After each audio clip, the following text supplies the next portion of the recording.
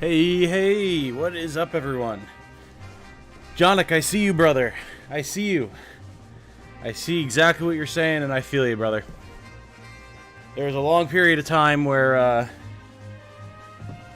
especially back in college, I dealt with a lot of the same stuff you're talking about, and I spent a lot of time with YouTube and Twitch and content creators, and it helped me feel better. And one of the things I wanted to do, making this channel and making content for other people, is emulate that to kind of give back for all the help that I received over the years. So I'm glad that you can spend time here with us and that it can help you feel better. I know me and the community and everything can't fix what you got going on, but if we can help make it easier for you to deal with while you figure out how to deal with it in a more long-term fashion in your own way, then I think we can all say we're happy to do so. So thank you for joining us, brother. And thank you for letting me know. I'm glad that I'm able to do what I kind of set out to do when I first made the channel. Hope you're doing all right. And I hope everyone else is doing all right, because we are here. It's Tactics Ogre time. Boy, oh boy, I'm on time today. Who would have thought? What a novel concept. See, 14 people here already. Segno is here. Cunic, Sweet Monkey Juice, hello, hello, hello. And everyone else who's a little bit more of a shy chatter, that's all right. That's okay. You're here with us regardless, and that's what counts. Oh, it is a beautiful, dreary, rainy day here where I'm at. I hope you all are having slightly nicer weather, although it is the winter time, at least in a good part of the world, so, you know. Hey, Firefly fan. Hey, oh, hello, hello. Alright, so the name of the game today, we can take this starting soon off the screen. You can see we're actually loaded into the jukebox this time around, I remembered. The name of the game today is Death Marching. And that means that I need to start recording, actually, because this will be important for a later guide. Okay. We're now recording. So, the thing that we're doing today, it might be a little bit of a shorter stream today. We'll have to see. We'll see how things play out. Don't want to put too fine a point on it. But the name of the game today is Death Marching. And what that means is we're going to be recruiting a bunch of Golgostani recruits and sending them into battle. And letting them fall. Not die permanently, but letting them get incapacitated.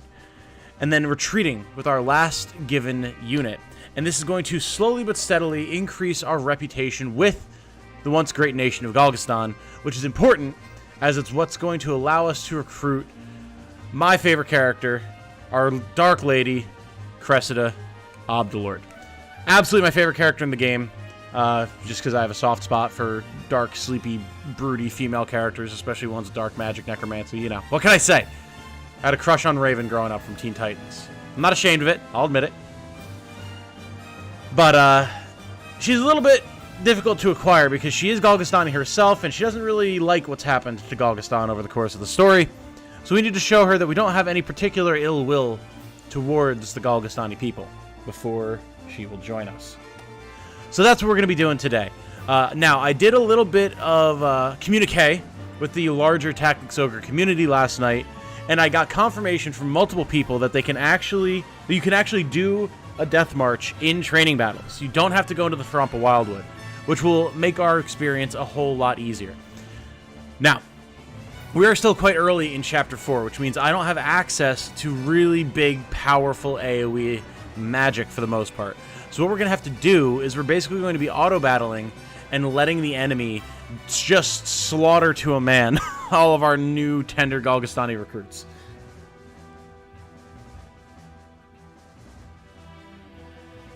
What's up? Got Princess in my playthrough today. Nice. Nice, Alexander. Welcome. White Knight is here. Hell yeah. There's some crazy ways to recruit people in the game. Oh, yes. I will say Death March is less explicit than I thought it would be. I thought it would be a more intentional game mechanic as opposed to manipulating reputation. It is kind of an intentional game mechanic, because basically the way I've always understood it, because like it seems counterintuitive, right? Like you just get a bunch of Golgostani soldiers and then send them to die, and then like the Golgostani people like you.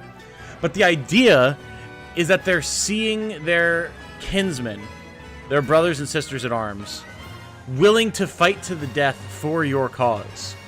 And to them, that means, well, geez, this denim guy must have something going on that's worth considering. So, that's what we're going to be doing. Still makes no sense to me how this works. How does reputation get better by letting Golgostanis get KO'd? Well, there you go, Seth's Gaming and stuff. You have to look at it from the perspective of how do other Golgostani see the fact that their brethren are joining you in droves and putting their lives on the line for your cause, you know? Because maybe, just maybe, you're not so bad as they thought. Whereas, obviously, if you're killing Golgostani, then yeah, that's not great, but... Alright. So you just recruit a bunch of level 1 Golgostan units, go to the forest area, let them get killed, and repeat it like 100 times. Pretty much. Pretty much. Now, damn. The music just cut off. I was expecting it to, like, trail off a little bit, but no.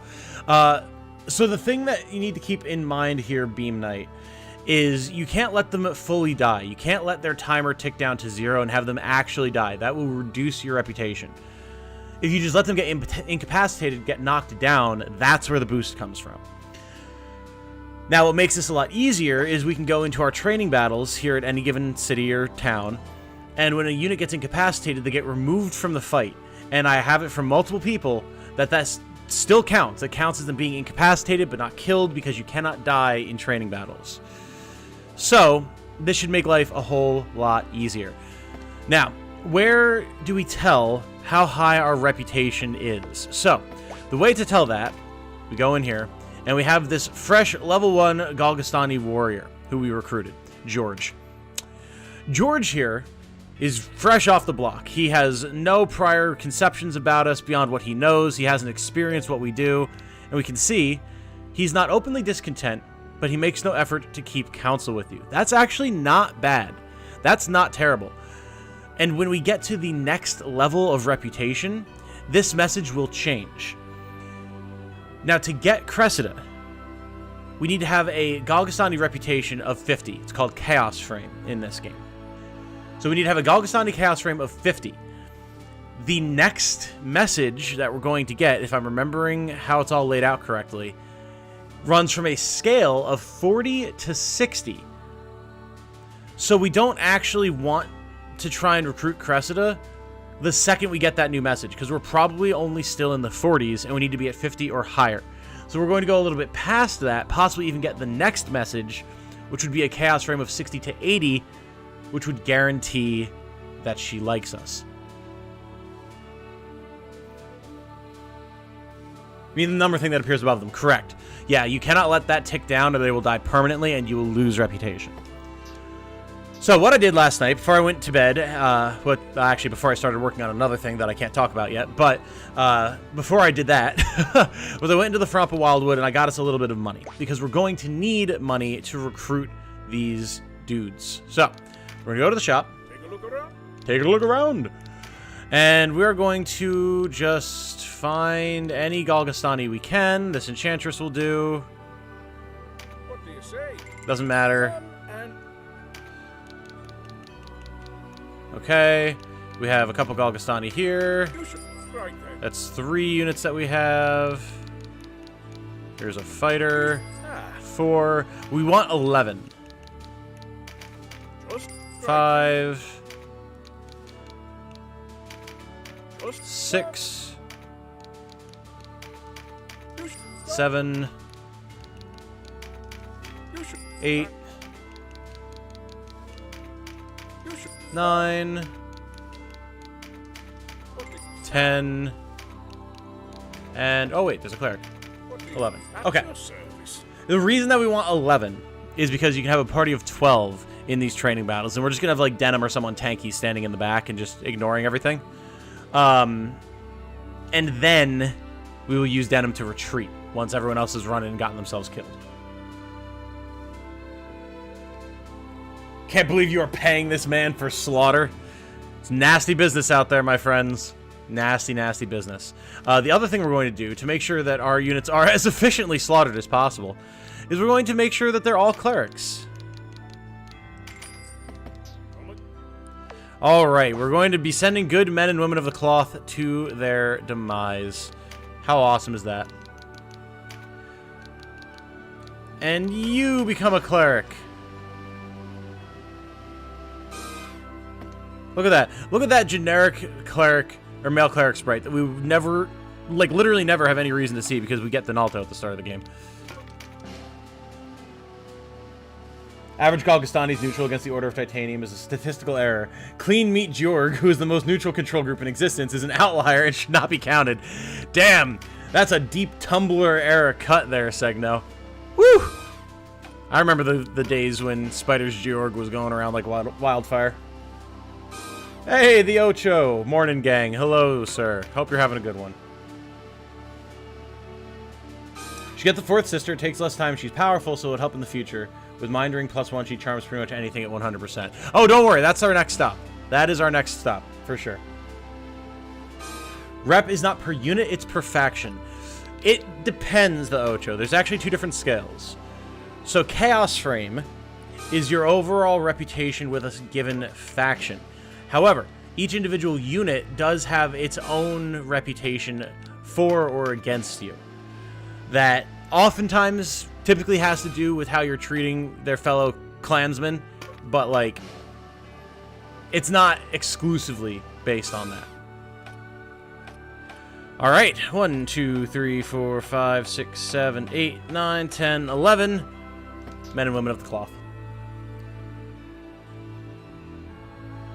But unique characters can abandon you for story reasons. True, true. Reputation wide and loyalty deep. That's a good way to put it, Segno. That is a good way to put it.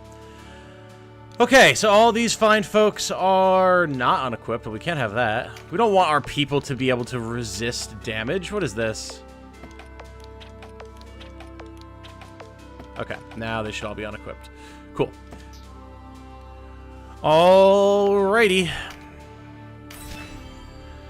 So basically, we're going to do a few of these battles. We're going to recruit a fresh, neutral test unit, and we're going to see how they feel about us, and we're just going to keep going until we have high enough Chaos Frame to recruit Cressida. So be ready for a chill stream, everybody. This could take a minute. Dun dun dun da dun dun dun da dun dun dun da dun dun dun da.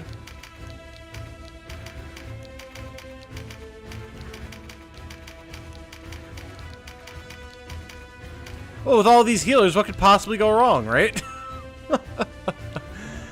Oh no! All right, well, let's get in there. Nothing like a death march in the morning. Yep. So I have 3 Golgistan units currently. 2 say they back my every decision, and 1 is a loyal ally with me till the end. Is that good? So that's their individual loyalty. That does not indicate the feelings of the overall Golgistani people towards you, the Ocho. Like Segno said, there's reputation, which is your wide snapshot view, and that's the faction's view of you, and then there's the individual loyalty of a unit, and that can change as you use them. So even if Golgistan absolutely hates you, you can have a few Golgistani units who've been with you from the start, who see that you're a good person and don't have any issue with you. The way to see what your actual Golgistani rep is check a new recruit, and then see what it says for them. Like, I recruited that one guy that was, like, basically neutral towards me. I had just recruited him from the shop.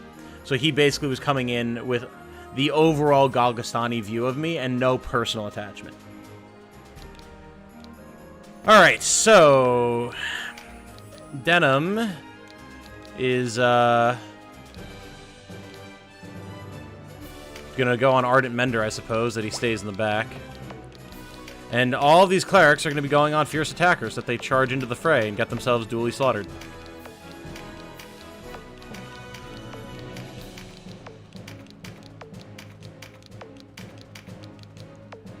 And then finally, our main unit here. Alright, and away they go, chat.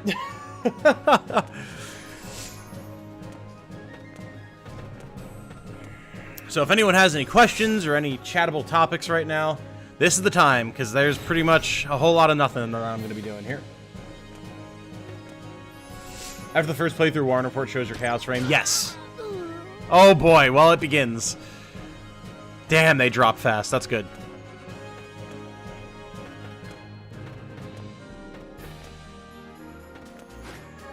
I guess I could take control of Denim specifically so that I can always just run him away.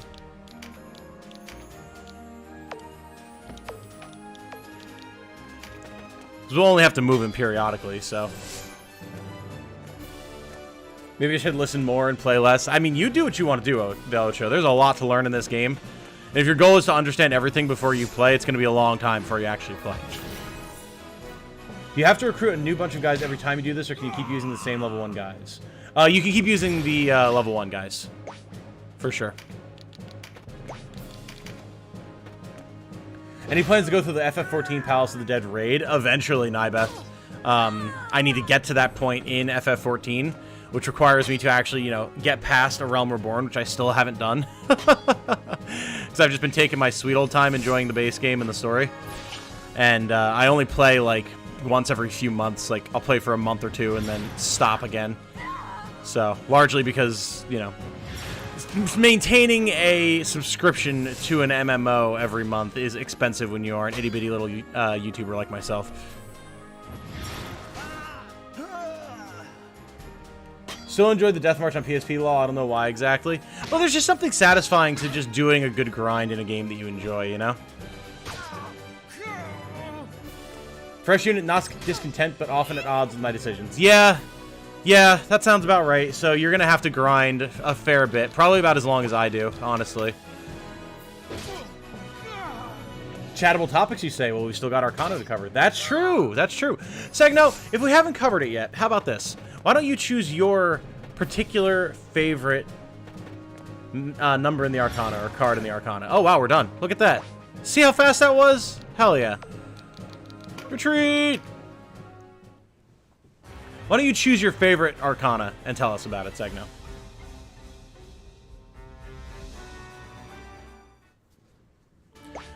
And back we go. The Ocho, Google what messages correspond to what rep. Yes, definitely do that, because I don't remember off the top of my head what they all are. And honestly, I could use a refresher as well.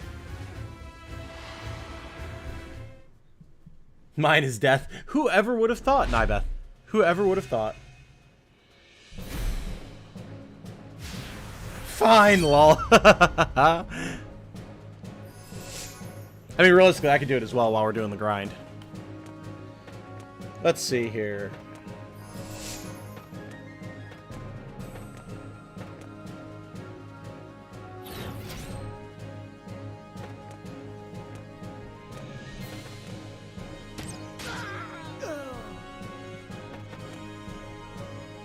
Look at the mass of them just marching in there. It's so great. Oh, hey, buddy. Don't mean to ran a parade. Were you sure your Chaos Frame / reputation will change in training battles?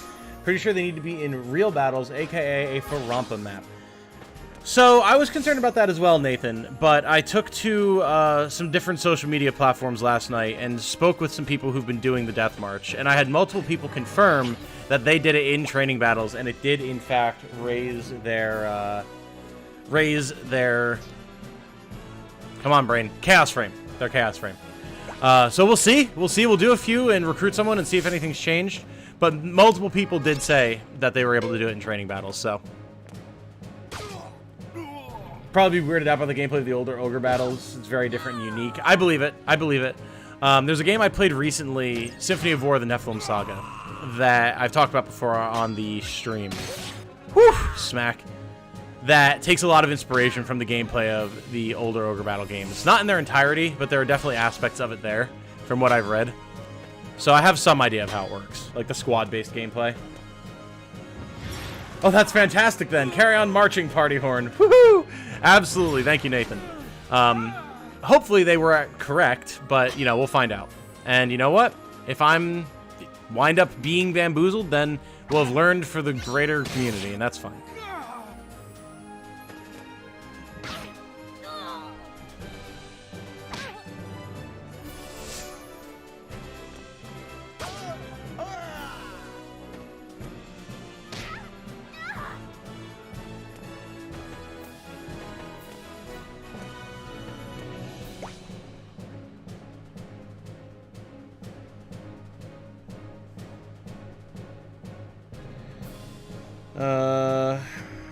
Alright, well, this article was garbage. Give me the wiki, please.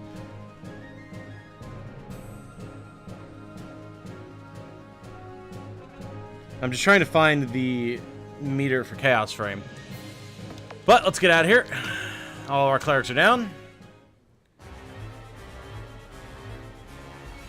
Fun fact, one of the Ogre Battle games is named after a rock song. March of the Black Queen is a song by Queen. I thought that all of the all the games were named after lyrics or song titles from Queen. Is that not the case? I was under the impression that they all were.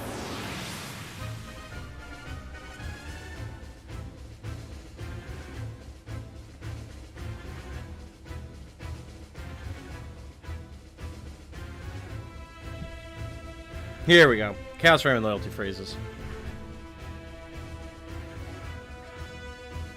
So, what we're shooting for is the 80 to 61 range to guarantee that we are above the point at which we need Cressida. A lawful unit will say, this unit often speaks on your behalf to win others to your side. A neutral unit will say, this unit looks favorably on your decisions and shares an understanding with you. And a chaotic unit says, this unit is prepared to put aside its own interests in service of your cause. So that's what we're looking for on a new recruit. Pretty much right alongside you in my chaos route. Just did some Port Omish things. Can you check if a training retreat counts as retreat in Warren? That is a very good question. We'll take a look after this fight. Because I'm honestly not sure. All of the ones that Matsuno worked on are? Okay, gotcha. Gotcha. Only Night of Lotus is not a song. Right, which makes sense, because that's, like, directly referencing the lore of the game.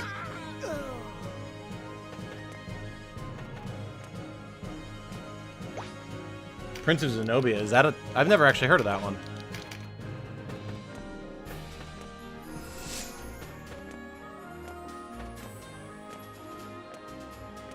Also, something else to discuss. I don't know if we have any YouTube members or patrons in chat right now, but we are coming up to the end of the month, and that means that my monthly Q&A video is going to be going up soon.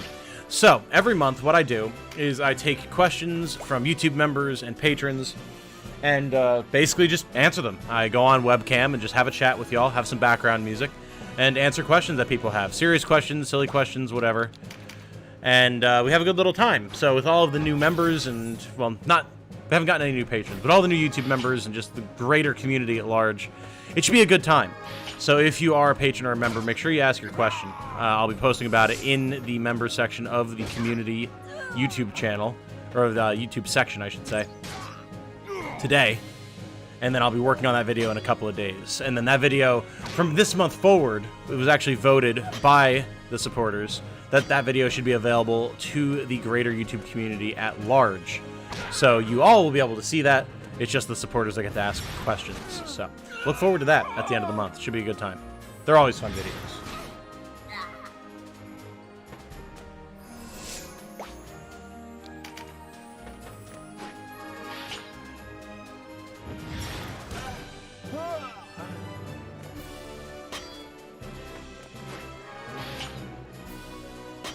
It's obscure? Yeah, I guess so.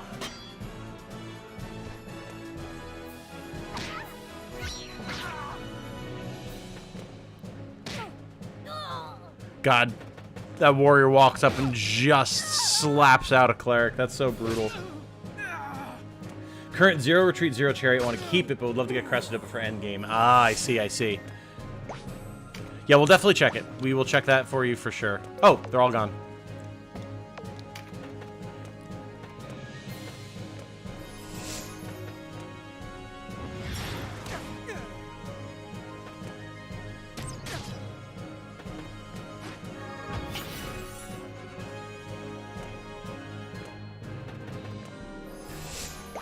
All right, Denim, get out of there, buddy.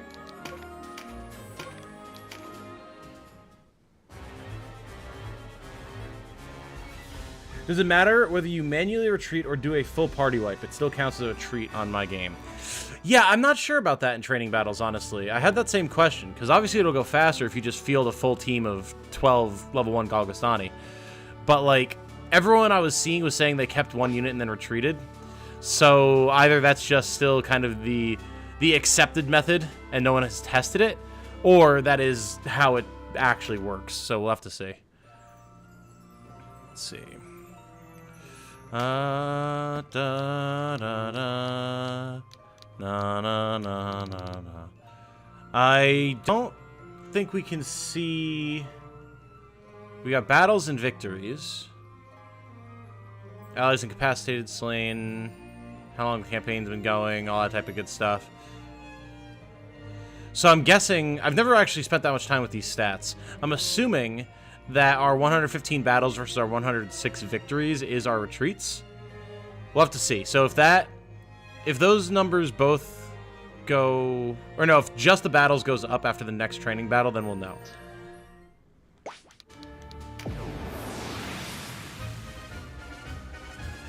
Princess Zenobia was on the Neo Geo Pocket Color. Oh, wow.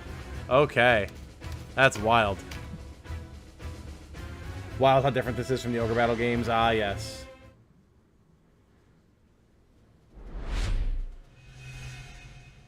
Battles versus victories. Gotcha, gotcha.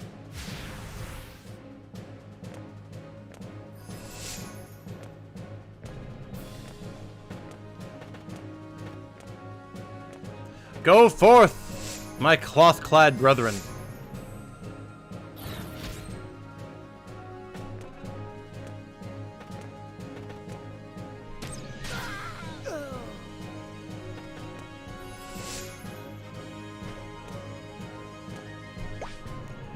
Do do do do do do do do do do do do do do do do do. Da na na na na na.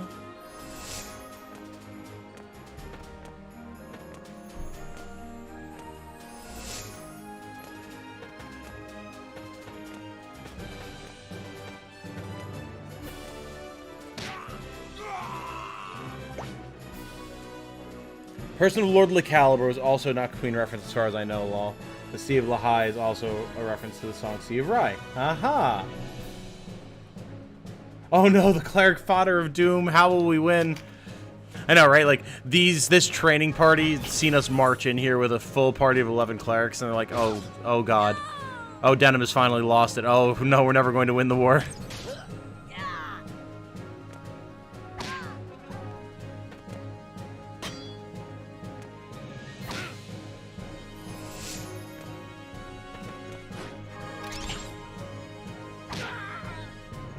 As a certain blonde little girl says, die for me. I'm not sure what certain blonde little girl that is. I just joined. Why is he intentionally losing training battles? So, Mogar, we're currently doing something that is called a death march.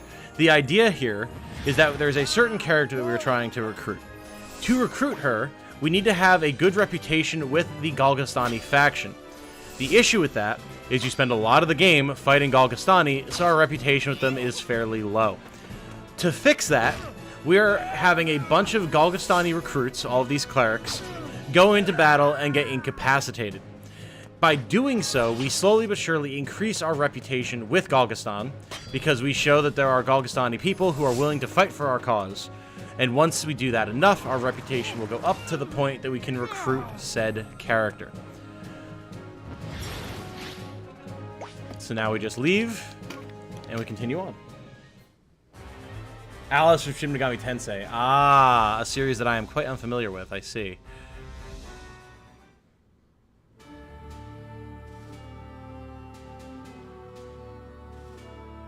Thank you very much. No problem. No problem. Alright, so let's look at the Warren report here. Yes! So it does record your victory, or your retreats as battles. So, yeah, there you go. Alright, let's do a couple more of these, and then we'll recruit a new lad and see what he has to say. And the wall route managed to keep that faction at 61. Nice! Nice. Should fix that deficiency. I know. There's so many good games and series out there that I have not experienced. Like, I want to play more Disgaea. I played maybe 5 hours of the first Disgaea and really enjoyed my time with it, but just haven't had the time to really get into it, you know, because that's another, like, deep game. With all, like, the item worlds and, like, the different rules that the different geo effects give and everything. Dragon Quest is one I want to get into more. I played, I think, like, maybe halfway through Dragon Quest 11 on the channel. Loved it, but then kind of fell off and put the series on indefinite pause, but I want to get back to it. And I know there's a ton of other really well-loved Dragon Quest games, too. So, Persona and Shin Megami Tensei are games I've never played, but I want to play. Like, oh, good lord. Where is the time? I'm literally making it my career, and it's hard to find the time.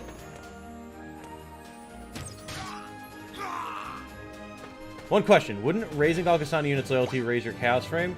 Have units use a weapon and watch the skills soar and more loyalty? So, I think the issue with that is that your individual unit's loyalty is not the same as the overall Galgastani reputation towards you. Like, they're tracked separately. Like, individual unit loyalty is boosted by weapon skills going up. Chaos Frame is much harder to influence, and like how your individual units feel about you does not influence the faction feeling about you, if that makes sense. This guy isn't a game so much as a way of life. He kind of feels that way, yeah. Alice saying her quote in SMT5 is fantastic. Makes my little SMT heart jump in joy when I heard it. Nice.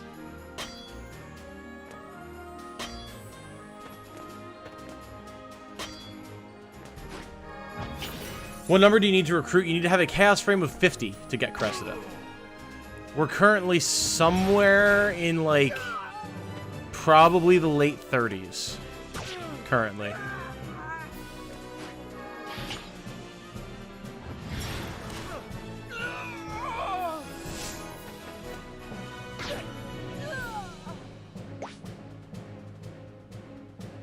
Spent around 300 hours to 100% Disgaea 1 and 2. Jeez.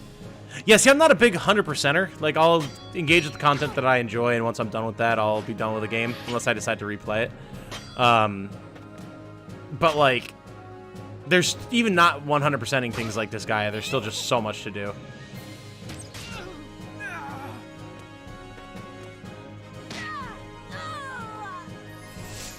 Me personally, I made sure to kill leaders only when possible. Yes, that is a big, big factor for sure. Oh, here comes Segno with the Arcana. Everyone get ready for lore dump. Don't have to worry about this on the law route, because I've lost count the number of Galgastani that have tasted the edge of my Zweihander +1. Not really. Cressida is, I think, the only character that really cares about your Chaos Frame when you're recruiting her. And you're doing that on Chaos, so don't worry about it.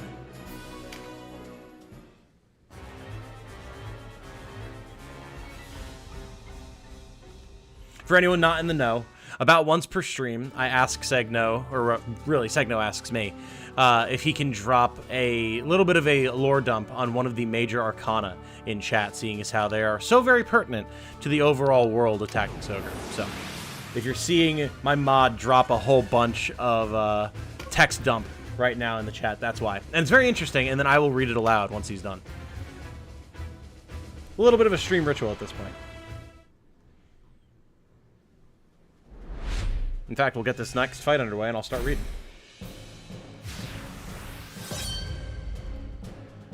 Alright, away they go.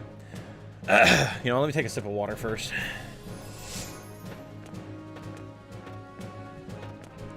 Nice. The Hanged Man, 12. Upright. Pause, surrender, letting go, new perspectives. Reversed. Delays, resistance, stalling, indecision.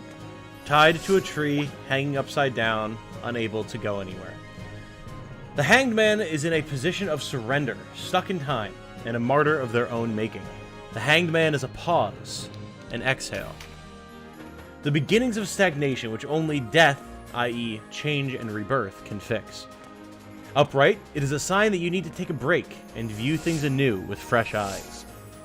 Inverted, there is little other word for it other than burnout, that you should have stopped a long time ago. But you've continued to push on, despite what everything, including your own body, has been trying to tell you. There are many ways for the fool to become a failure during the hero's journey, but at the same time there's only one way, and that is to stop going on the journey. Ooh, very Dark Souls, very hollow.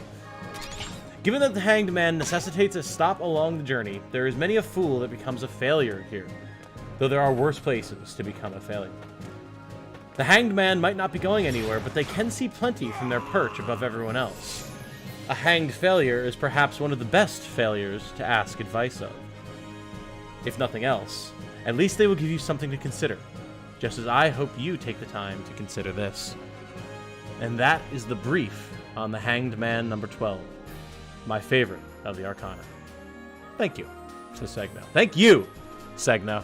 I love these little Can I call them Segno segments? They're fun little breaks in the stream to read something very interesting about a topic that, like, I've always had interest in, but didn't really know where to start learning about it. I'm interested in the Tarot Arcana ever since Persona 1. Love the tarot elements and aesthetic and world building of Ogre. Hell yeah, I agree.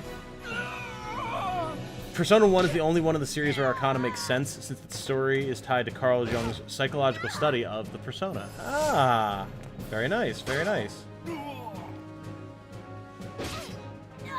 Nice lore, thanks as usual at Segno. By the way, does it matter what AI you set the clerics to be? Only insofar as it, like, slightly increasing your efficiency. By setting them all to Fierce Attacker, you guarantee that they will run blindly to their deaths. As opposed to something like Ardent Mender, where they'll try and, like, hang back a little bit more.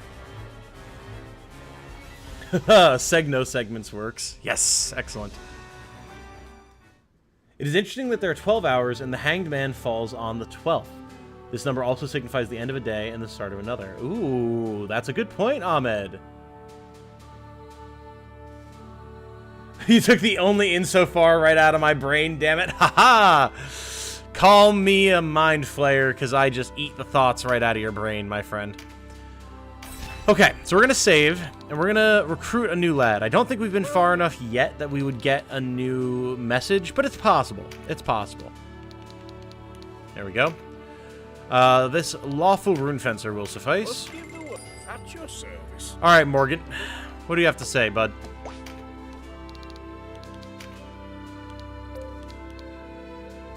More often than not, this unit speaks in support of your decisions. Interesting, interesting. Okay, that actually proves that the training battle does work, because that has moved us into the 41 to 60 range of our Chaos frame. We were in 31 to 40 before.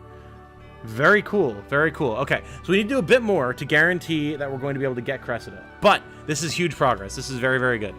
I am going to reload, though, to save us a little bit of money. Tactics Ogre. Tactics Ogre. I've not gotten used to the fact that they do that every time you load. It's so weird.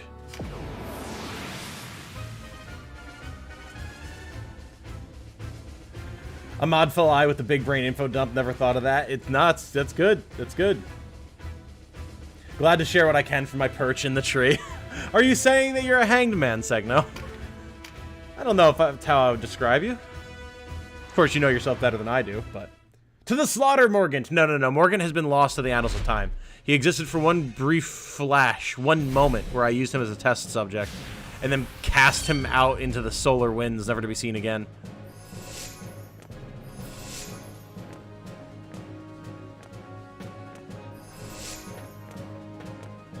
Do you know if there's random variance in new hire loyalty? Like, would it be informative to hire 5 and check all in case you could get perhaps a plus or minus 5 points? I don't think so. I don't think so. Because, like, personal unit loyalty is so inconsequential. Like, it really only affects if they're going to potentially desert, and they need to be so low on loyalty for that. And then it affects how easy it is to recruit an enemy unit. Beyond that, it really doesn't have a major factor. So getting, even if it does matter for, like, personal individual loyalty, there's really no point in trying to min-max that. Like, it's really not going to do anything for you. It would be an interesting test to conduct, but yeah, it's not really important from a gameplay perspective.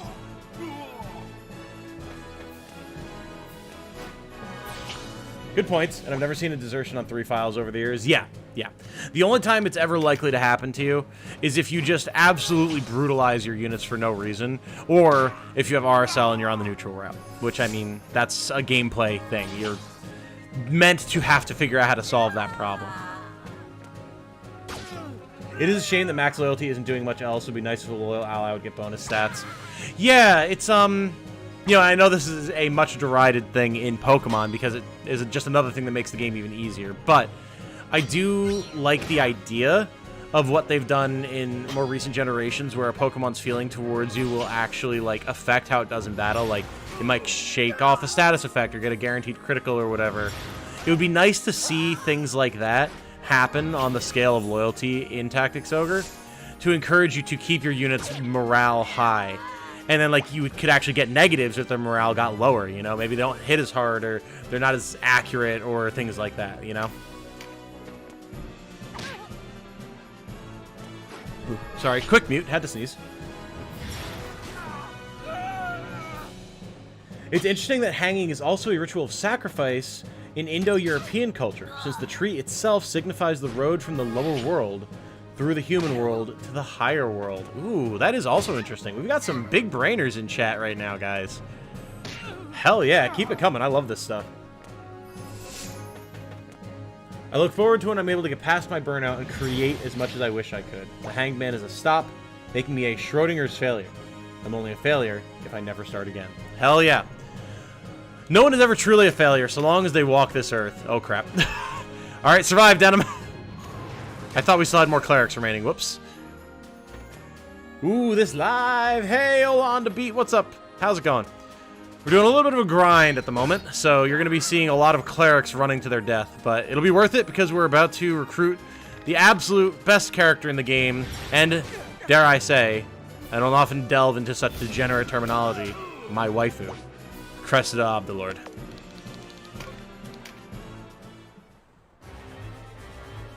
In Soul Hackers, demons with max loyalty would always listen to orders and get better performance in battle, and even protect the main character from a deadly hit.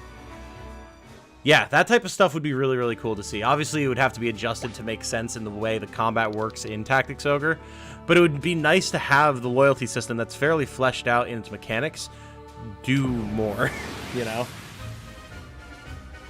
Both in Indian and Nordic myth, the World Tree has a name that has something to do with horses and a means of transportation. Oh. Very cool, very cool. Is that... As much as I love, like, the different cultures of the world, I'm woefully undereducated on most of them because, you know, American education system, and I'm better off than a lot of people because I was homeschooled for years. Where does it fall, like, where does Yggdrasil fall in that? Is that, like, also, like, a means of transportation, horses, that type of thing? Glad for all this discussion of my favorite arcana. Hell yeah, Segno. Again, we need good conversation topics like this. Not sure if this is true, but it seems loyalty to you and to the enemy boss affect loyalty when recruiting. Realized this when I got 0% for one unit compared to another where I got 30%. Yes.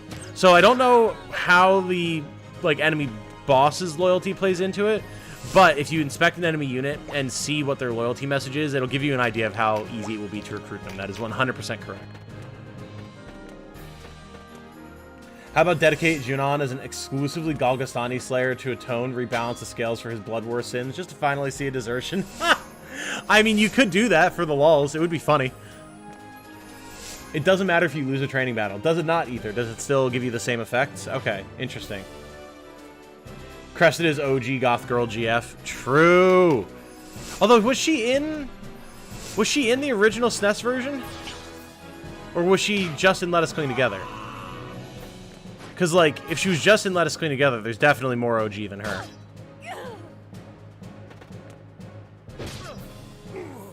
Titanium Legman can have a single sip from the Red Grail as a treat. Joking about the singular use of waifu. Of course, of course. The one with 30% was the same clan as my recruiter, while the other with 0% was not, even though they had similar loyalty. Interesting. Okay. Huh. Yeah, that might be a topic for Coffee Potato, then, to break down. Because that's, like, getting deep, deep into the mathematical mechanics of things. That is above my pay grade and my knowledge. Yggdrasil is a conduit or pathway between the realms. Okay, I see, I see. Again, I know, like, some loose stuff about Yggdrasil, but, like, not a ton. I wish I knew more. How many battles have I done? This is, I want to say, our 7th or 8th, Hayden? Christian, what is the purpose of this training? So the quick and dirty is we're trying to raise our faction reputation with a particular faction, Hayden. Because that faction is the clan that the character we're trying to recruit, the clan that she belongs to. And we need to have good reputation with them for her to join us. Unfortunately, it's also the same clan that you spent a good chunk of the game fighting, so your reputation naturally is going to be fairly low with them. So we're trying to patch that up.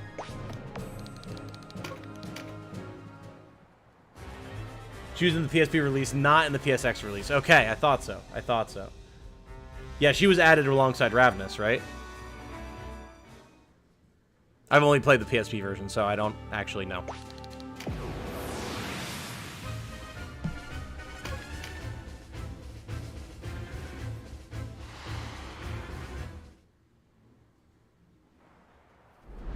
In which case, like, my OG Goth GF and Raven predates Cressida by a good amount.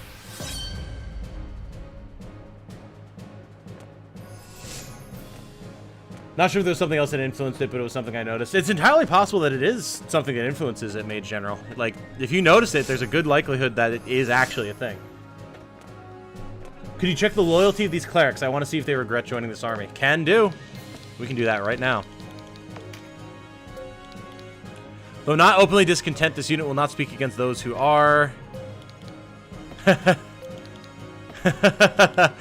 Yeah. Oh, wait. More often than not, this unit speaks in support of your decisions. Oh, Gilbert feeling a little bit more charitable towards us. Unit often speaks openly of its distaste for your decisions. Oh, boy. Okay, we have a few that are feeling okay. One that's feeling very much not okay. Very interesting. Very interesting, that.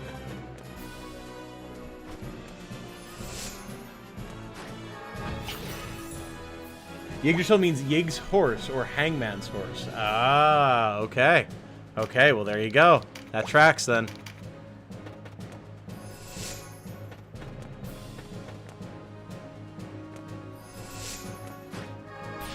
Also, Odin was nailed to Yggdrasil for 9 days hanging from it. Right, right. There you go. Interesting. Very interesting. So then, do we know when the Arcana were first, like, conceptualized, where they came from in the greater scope of human history? I feel like that must be something you've looked into before, Segno. Or, I mean, anyone else as well. Because it would be interesting to see how they line up with the formulation of so many of these other mythologies that have similar connections, you know? Or themes. To this one, I only played the PSX release. Gotcha, Daniel. Gotcha. Yes, there's a lot that's changed for you then. Holy smokes.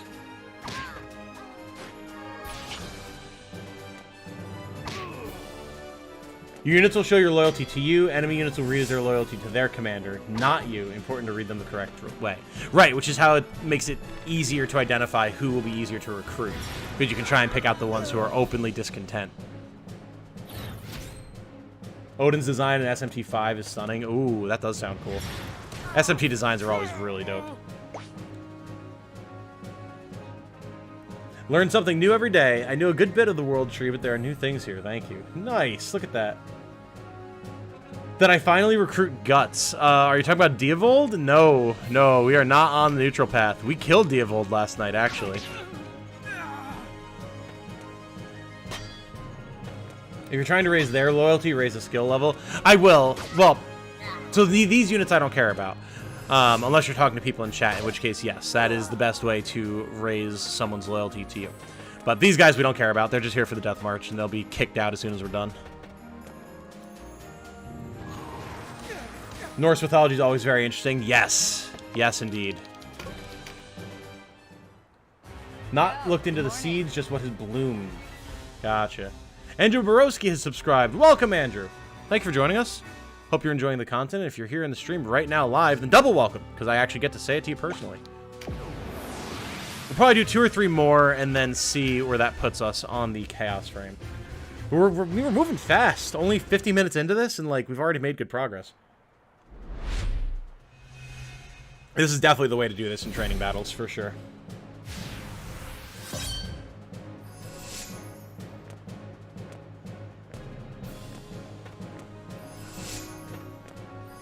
Trying to think, what do we have that are other things coming up? Front Mission First Remake is going to be coming out soon. Who's excited for that one as another turn-based strategy RPG? That's a series that, again, I've unfortunately never had the pleasure of enjoying, which is insane, seeing as how it's got, like, art from Yoshitaka Amano, who's, like, you know, the Final Fantasy artist and one of the greatest artists out there. And also, it's giant mecha combat, which I adore. Which is, like, one of the reasons I love Super Robot Wars so much. So how are people feeling about that? Because I'm very excited about that one.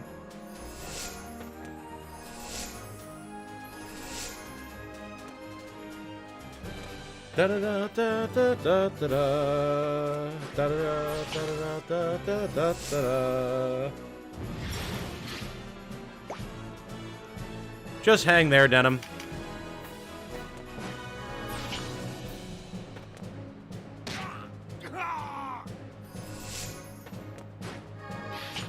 Is there an actual release date for FM First yet? Keep checking, lol. End of the month. I think it's like December 1st.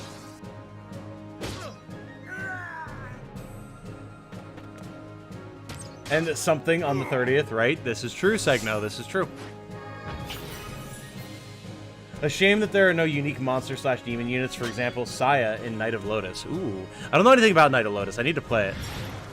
But yeah, that's something that Nibeth Obdalord himself was talking about in chat last night. How he was hoping that there would have been some more uniques added alongside, like, or similar to the likes of Ravness and Cressida, to flesh out, like, Umber units and Lizard Men and, like, Winged and stuff like that. But unfortunately, they didn't do that. Ashvatha, the world tree in Indian mythology, also means the keeper of horses. Interesting. That's so interesting. What's happening right now on screen? Raising reputation, as Ahmed says. Basically, there's a character we're trying to recruit, and to get her, we have to have a certain level of reputation with her faction. So right now, we're basically raising our reputation with her faction through what is on the surface a very convoluted and not very intuitive method, but actually makes a lot of sense. All right, 2 more. Nope, not the shop. Training battles, you dummy. Yes, this is a disappointingly human-centric game. You're not wrong. You're not wrong. Again, if it was like fully built from the ground up in a more modern era, I'm sure there'd be like some actual like lizard folks and stuff like that. But the issue with that is like it's the humans that are the focus of the story, you know? So it does make sense that the majority of the unique NPCs are human, even though there are other classes and races and stuff just to like flesh out the overall combat. So it does make sense, but, you know. Only 2 griffins as uniques, I think. Yep. And even then, it's not like they have unique portraits or anything. At least beasts, dragons, etc. feel much more impactful in Reborn. It's like discovering new units despite them being there all along. Yes! Very true. Very true. Absolutely love how strong beasts and dragons are in this version. Does the game intend for you to recruit her post-game, or is it possible without using the strategy? It is possible. Basically, it's not going to happen on your first run if you're going in blind. Because the faction that you're fighting the majority of the time, the Golgastani, is her faction. So you're going to be killing a lot of them over the course of the story, which is going to drop your reputation. Now, there are certain dialogue choices that you can make throughout the game that will increase your reputation with the Golgastani, but they also lock you out of a lot of content until you get to the post-game and can start warping around the timeline, and I don't want to do that. So, and again, like, you're not likely to know that if you are just going in blind, so. She's a character that pretty much requires a guide, or that you're meant to figure out how to get in the post-game. Because she even says, like, when you do the quest to try and recruit her, like, something along the lines of, like, if things were different, whatever, maybe I'd work with you. So they do give you the hint, and it's kind of supposed to incentivize you to go back through and try different choices and everything. But she's my favorite character, so we're not about that life. We want to get her right from the start. All world myths are just variations of the same myth. Campbell is right, despite criticism of some anthropologists. The monomyth exists. For example, you can trace Hercules' myth from Mesopotamia to Asian countries, I guess you're saying? Yeah, I believe it. I mean, you see parallels all over the place. Wish there weren't enemy-only monsters. Yeah, with very few exceptions, with like certain boss classes and stuff. I prefer to be able to get all the same tools as the opponent, but they're, by and large, anything that the enemy can use, you can use, which is nice, and something you can't say about a lot of games, so. Front Mission First Remake trailer seems interesting. I remember hearing about Front Mission, but I never tried it. Might have to check it out. Yeah, it does look like it's going to be a lot of fun. I cannot wait to be able to check it out. It's going to be a good time for sure. Don't end. We're able to leave. Again, it's another woeful gap in my gaming knowledge. Oh, is your warrant incapacitated number going up with the clerical wholesale slaughter? That is a very good question. We'll check that. I'm assuming it is, seeing as how everything else tracks. All right, allies incapacitated 147. So we're going to go in one more time. 147, everyone. Remember that. Let's see if that number goes up to 158 after this fight. Want a crystal and onyx dragons? Ooh, that would be cool. That'd be very cool. Front mission is great. Spent hundreds of hours in front mission 1 and front mission 3. I believe it. I believe it. I know there's a very dedicated fan base.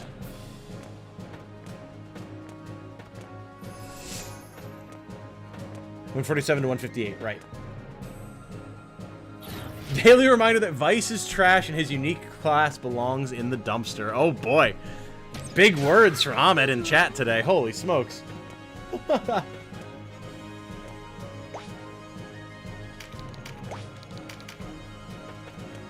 Also, I need to plug my phone in because it is dying.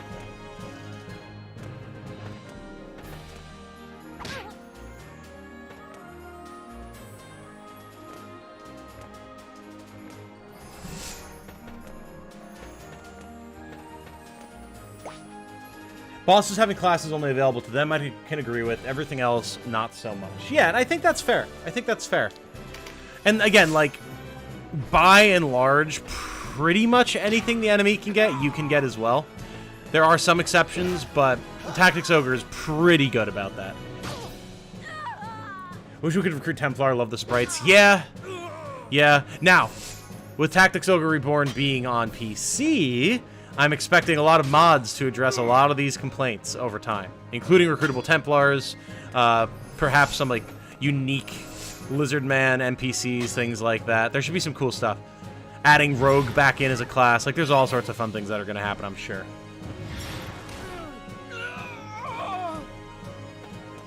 And I agree, Front Mission was good. I want a good new installment in that series. Well, that's kind of the hope, right? With all of these like remakes and remasters and re-releases of all of these fan-favorite tactical RPGs, I'm hoping that they do well enough that, I mean, it's pretty much just Square putting all of them out.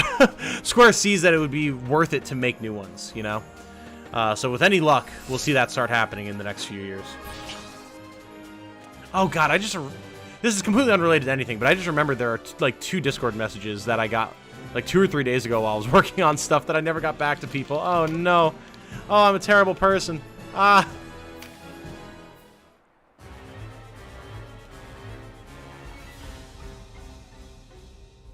Ranger's a huge disappointment. Would have been awesome if Vice had the Gale Force skill from Fire Emblem. Vice kills an enemy, his RT drops to 0. Brother, why would you wish that upon us? Holy crap. Allies incapacitated 147. So it did not count it, notably. Very interesting. Very interesting. These Ogre games are consistent for Templar. That's a never ever in your army. In luck to end OB64. Ah, okay. Okay. You're curious? You have class marks that say... Wait. You have class marks that say Templar attached to them? What?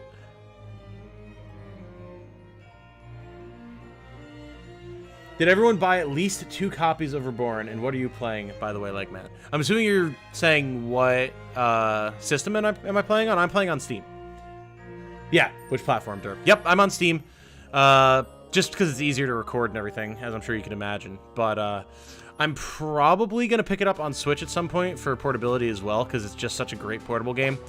But not for a little while, as, you know, again, small YouTuber, tight finances.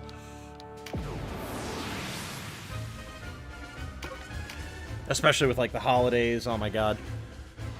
Holidays coming up. I gotta, like, renew my car's registration, get it inspected. Like, oh, the pain. Probably gonna have to sell more Magic cards. Because despite how generous and supportive everyone has been, that paycheck for this new swell of support for the channel isn't coming until nearly the end of December, so I've got to make do until then.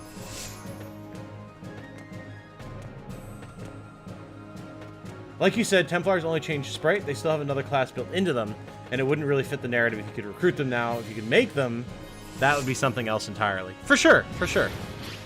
There's ways that you could do it, and like it makes sense that they aren't recruitable, but you know.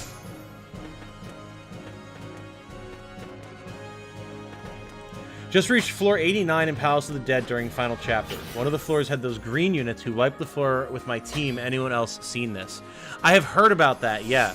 So from what my understanding, those units are meant to be representative of the old versions of like OG super overpowered units in the original Tactics Ogre, like Hoberim and Alisar and stuff like that. Is the Palace of the Dead like the Pit of 100 Trials? I don't know what the Pit of 100 Trials is, but the Palace of the Dead has 125 floors, if that helps.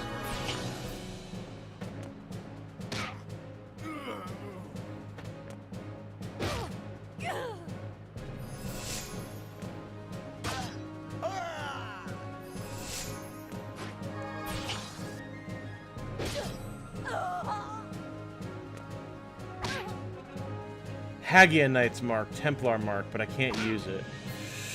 That might be a Paladin class mark? Maybe? Or Knight Commander? Yes, I've seen 2 groups of green enemies in Palace of the Dead. One was a boss swordmaster, another was an archer. Yep. Yep, so yeah, you're looking at the OG versions of Hoverum and RSL. Ogre Battle Saga Episode 8 could be a Lotus-focused culmination game, finally able to use Templar units. That would be cool.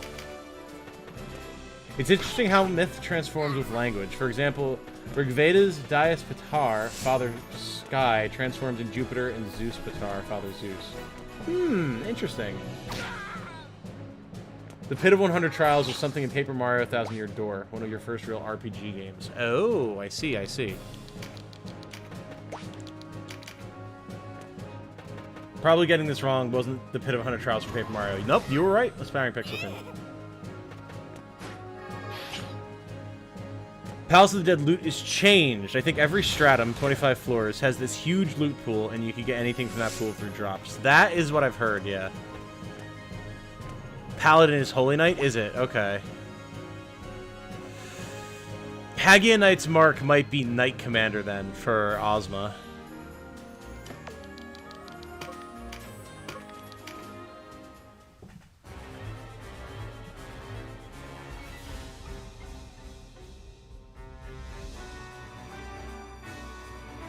Periodic big loot, absolutely like the pit.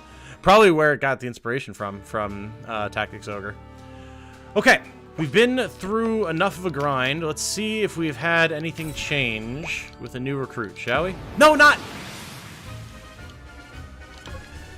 I either never go far enough or one step too far, depending on where it is I'm trying to reach. Seriously? No Golgastani here? Brother. Alright, fine, we'll do one more fight. Let's switch up the RNG.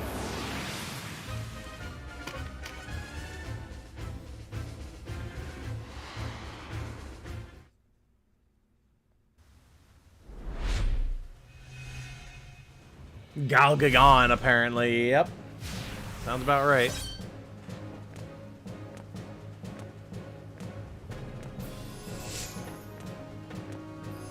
Also, just so you guys know, I'm about 2/3 of the way done with the script for the class overview video. Again, my goal is to try and have that out on Patreon tonight for my my early access tier patrons, and then have the whole video out tomorrow. We'll have to see if I'm able to swing that. I would like to. It's been too long since another video went up on the channel, in my opinion, but I will get it finished as soon as possible. Obviously, the holiday delayed me a wee bit, but the one thing that's kind of annoying is there's going to be a lot of footage that I have to get. So I'm a little worried that that's going to be a big drain on time, but we'll see.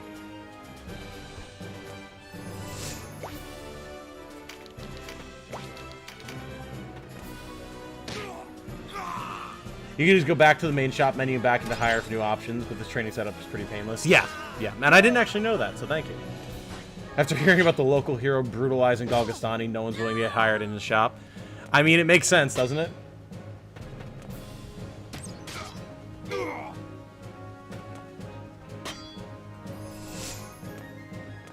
Here's wishing you clarity in editing. Thank you, Segno. Thank you. I appreciate it. I'm definitely still learning how to most efficiently get footage, but I'm getting better at it. The main thing is just, like, I need to have, like, screens and a little bit of footage of all of the classes, so, like, I need to spend a decent chunk of time getting all that, you know? Like how the clan density changes up and depends on which town or castle you're in. Lots of walls surround Almorica, Golgastani, and Kritanai, etc. Yeah, that is really cool, and I have noticed that. So just, again, the little details, man.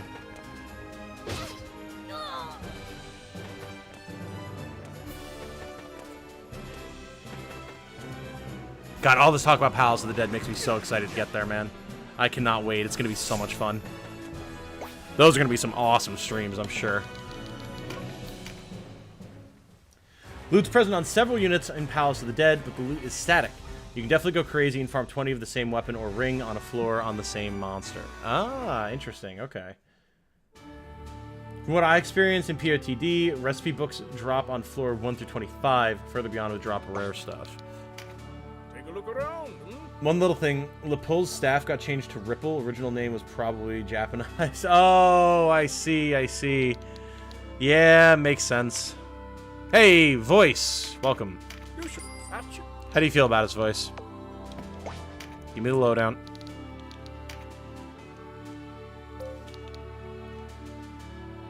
Interesting. Though not openly discontent, this unit will not speak against those who are. Interesting.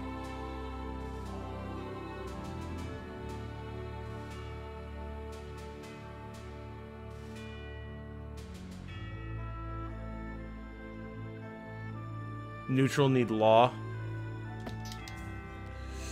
Fair. Fair. Welcome. Just give the thumb and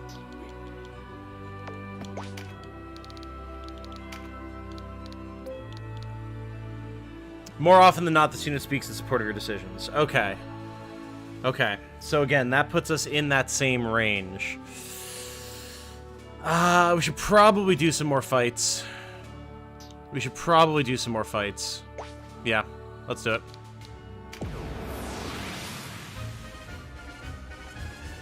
It's 41 to 60 range. Right, right. And I just want to make sure we're past that 50 range so we can actually get Cressida. Because I remember that battle being a nightmare in the PSP version. We'll see if it's as bad here, but I don't want to have to go through it more than once if possible. If you can dodge a sword, you can dodge a ball. Denim O'Houlihan during Golgaston basic training session. The Chaos Frame unlocks post-game within Warren Report. It does. It does. Is my main squad at level cap? Not everybody, but, I mean, I think we can make do.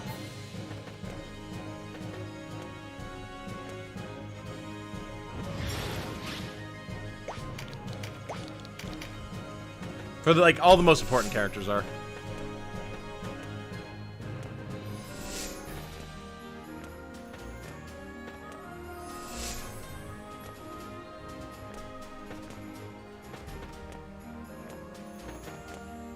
Like, we're definitely going to be busting out the big guns. We're not going to be messing around. For the Cressida fight. That's going to be a whole thing.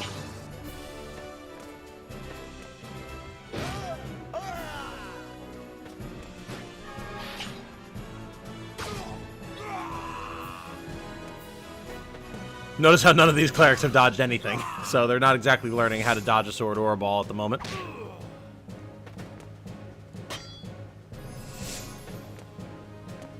If y'all could do me a favor, without any spoilers, I've heard the Deneb Wick unlock is much easier now. Will the game hint you through the process, or should I be looking it up?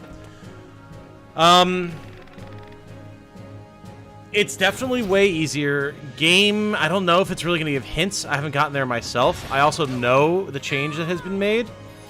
So if you don't want to know about it, I won't say anything, but it's definitely way easier.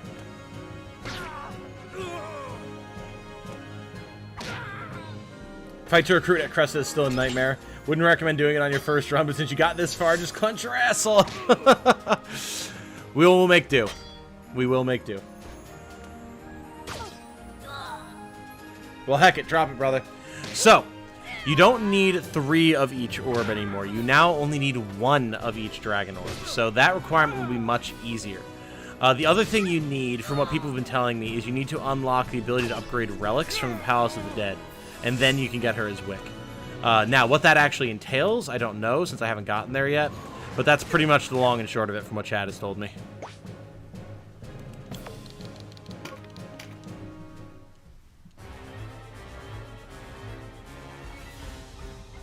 Within Deneb's shop, upgrade relics 3 times, sell 1 of each dragon, and buy 1 of each orb. Yep, there you go.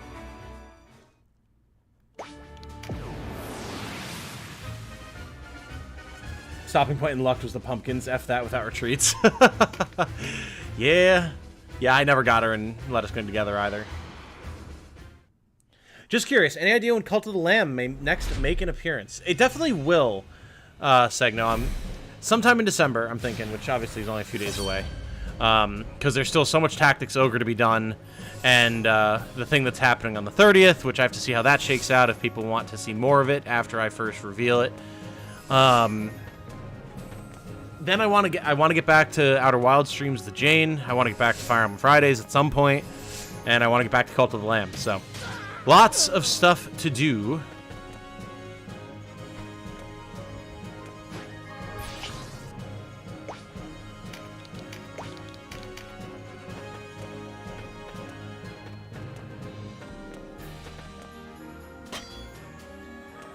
Do I do FE mods, like ROM hacks? No. I mean, I've played some in the past, but not on the channel. Not for any particular reason, just haven't gotten around to it.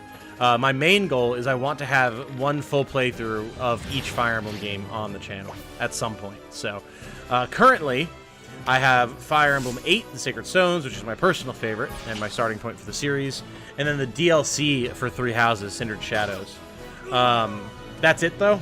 And Jane and I started and then promptly fell off of a Fire Emblem 7 run that we are planning to get back to. But, you know, again, Tactics Ogre came out and that subsumed everything. So, and Halloween. So much to do, so much to do, so much to do. Couldn't find an answer anywhere. Does unknown count as a faction? Nope. If a character is unknown, you don't have to worry about its effect on anything. The great goal. SS was my first FE. Have never beaten one somehow. But 3 Houses, I'm on like the last 2 missions. Oops. You can do it! You can do it! I've done every route in 3 Houses, and I've done Blue Lions twice. Fire Emblem is my favorite game series of all time, so.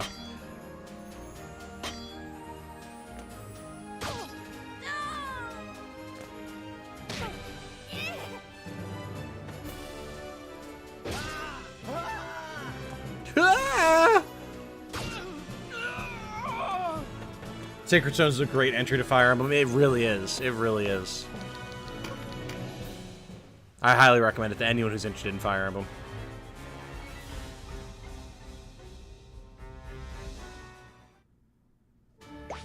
I'm glad that the series exploded, like, prior to Engage coming out, because I dread the idea of people getting into Fire Emblem through Engage. I've gone on record on saying that I don't like anything about the appearance of Engage, other than the gameplay looks decent. But Engage is... oh, man. I'm glad it's supposedly an anniversary game and not, like, the next main entry. Because, dear God.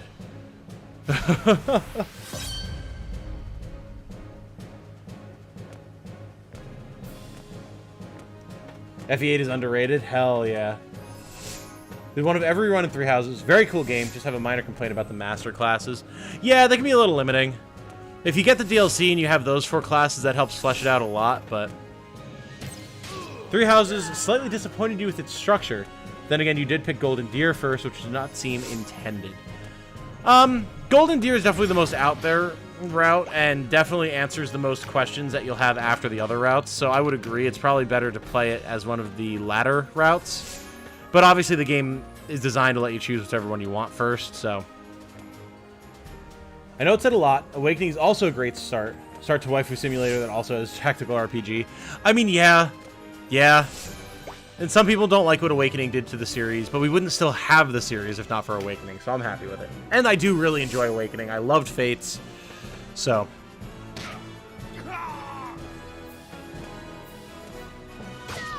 Those crit animations, though. Engage looks dreadful. Let's Cling Together is exactly my glorious, mature tactics taste, and then Engage announcement. Yikes. Yeah. Yeah. Yeah. Like, I get it's supposed to be more, like, lighthearted and everything, and that's fine. Three Houses was very serious. But, like, bro, I just don't like any of it. Ugh. Play Sakura Wars for that. Golden Deer is the best characters, though. Oh, no, Blue Lions, man. The Lions are the way.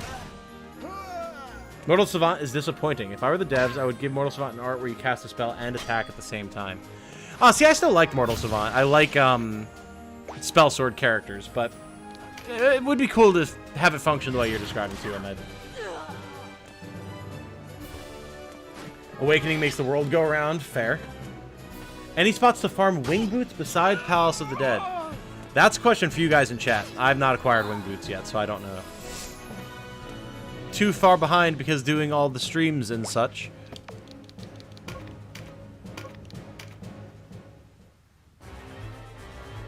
Best FE game is FE4. Kaga did it first. FE4 is excellent. And that is the thing that gives me hope. In the same leaks that have now been proven true that revealed all the stuff about Engage, they were also talking about how the genealogy of the Holy War remake is also pretty much done and going to come out shortly after Engage. So that softens the blow a little bit if that winds up being true, which it should.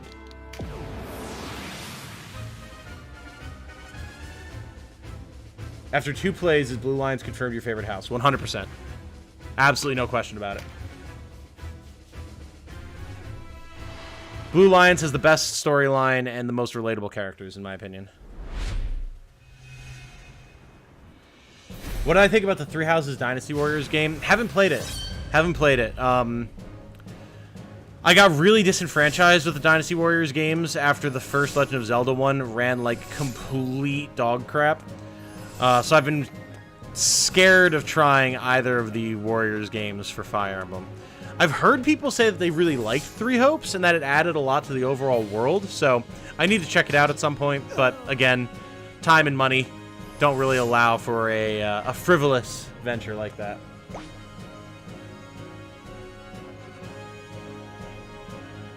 Sometimes when somebody attacks afterwards, they take another 10 damage. Why? Never noticed in the PSP.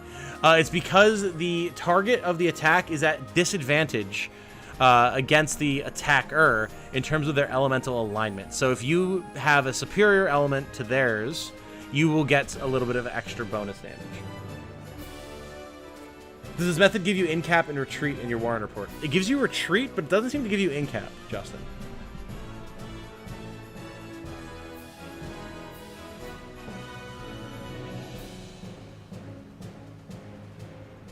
Got wing boots in Corinthina Keep. Huh. Interesting. But Eagles are objectively correct. Nah, man. Nah. Nah. Like, I love the Eagles. Edelgard's story is very interesting, but like the Blue Lions, brother. Come on.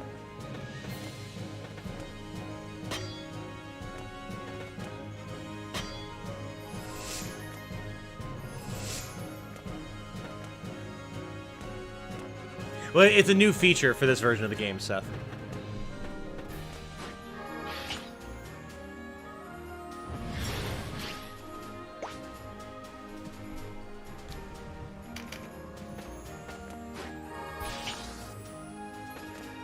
Yeah, the thing about the Blue Lions is they feel the most like an OG Fire Emblem cast. Like, they're more serious. They have their whimsical moments. They're kids at the start of the game. But they do have a lot of connections to the overall story of the world, and that drives their characters in a lot of very interesting ways.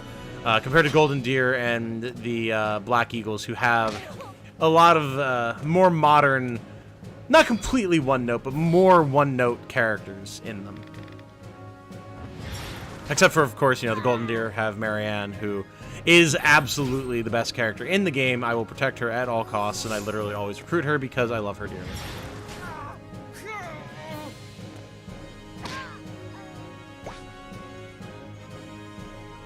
Do do do do do do do do do do.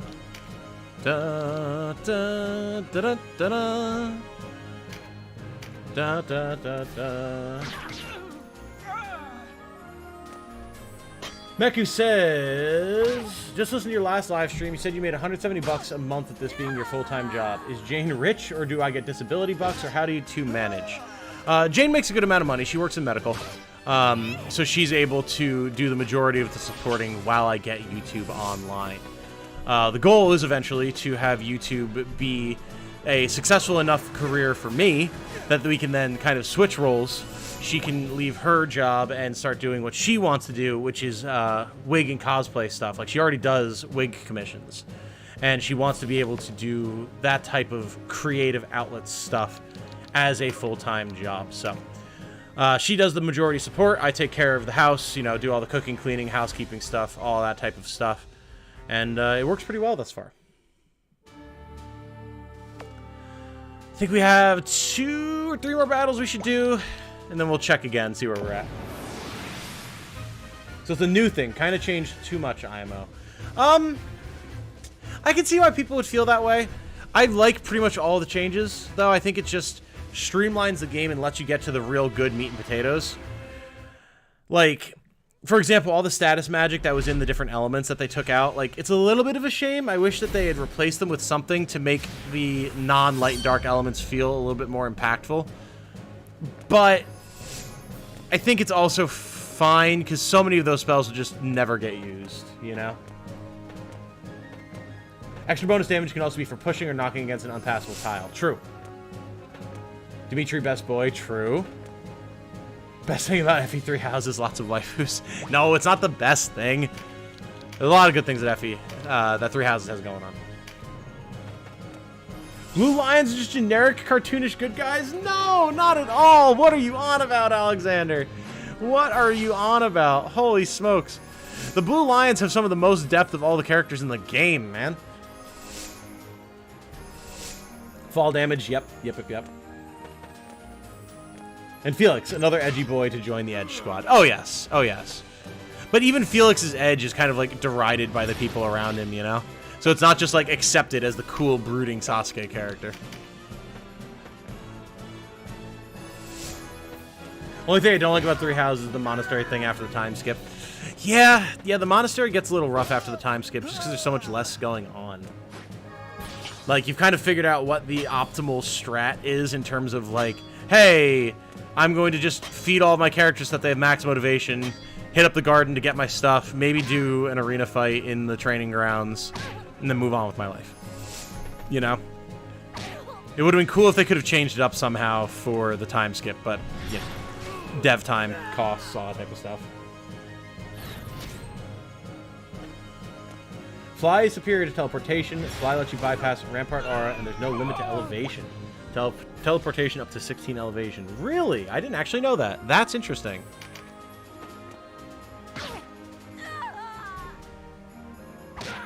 No one... Oh my god. Ahmed is deep in the waifu sauce. No one harms my Marianne-chan, Mercedes-Benz, and Bernie Bear. Holy smokes.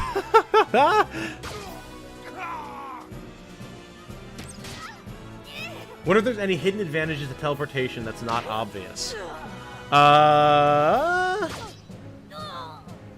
It's a good question, honestly. It might have less of an effect on your RT. Flying does cause a pretty big RT hit. So teleportation might be cheaper on that. What am I doing? Death March to get the Necromancer Cressida lol. Okay, off for now. Maybe I'll be back later. Fair enough, Alexander. Enjoy, brother. Our disagreements over 3 houses notwithstanding, I hope you have a lovely day, and it goes well for you. But yeah, basically, Jimmy, raising reputation with a certain faction so we can actually recruit the character we're trying to get.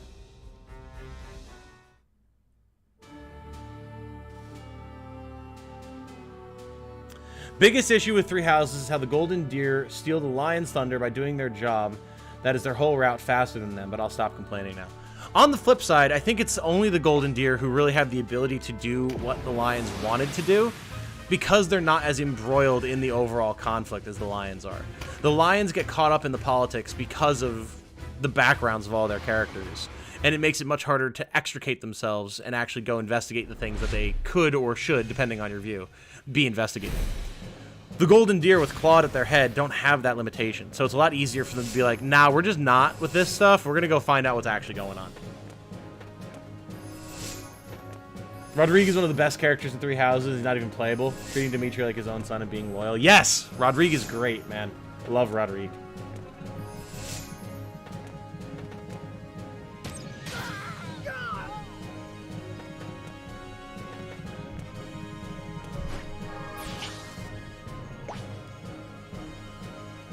Do monastery blue shiny things stick around generally month to month? Wasted so much time scouring the grounds every single free day, and it really got to be a drag, so after skip was a relief.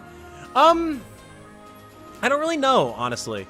After a while, I just stopped worrying about them, honestly, because never really needed them after a certain point. But it gets caught in Rampart Aura. True, true. Listen, I'm not saying the teleport doesn't get caught in Rampart Aura, but if it is faster for your RT, there is something to consider there.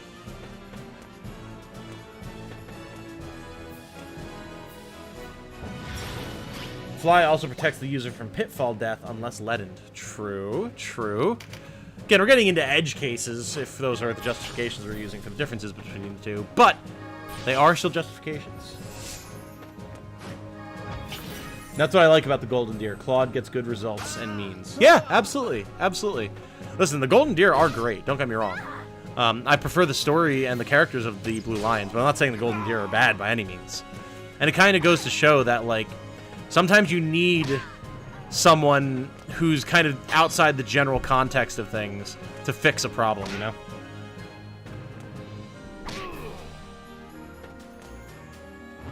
You know you can just make a couple specific story decisions and avoid death marching entirely, right? I just recruited Cressida and never did a march. Oh, I know. I know. But, like, I don't want to make those decisions. Not on my first run.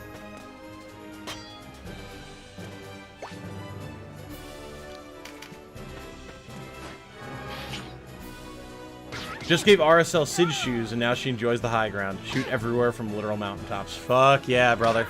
That is the way.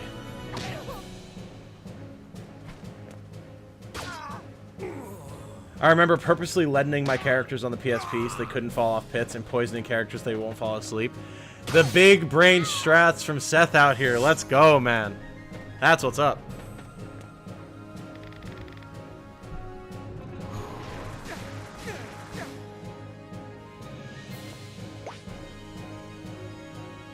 Oh, I know. Same mindset, deciding how our denim's going to decide first run.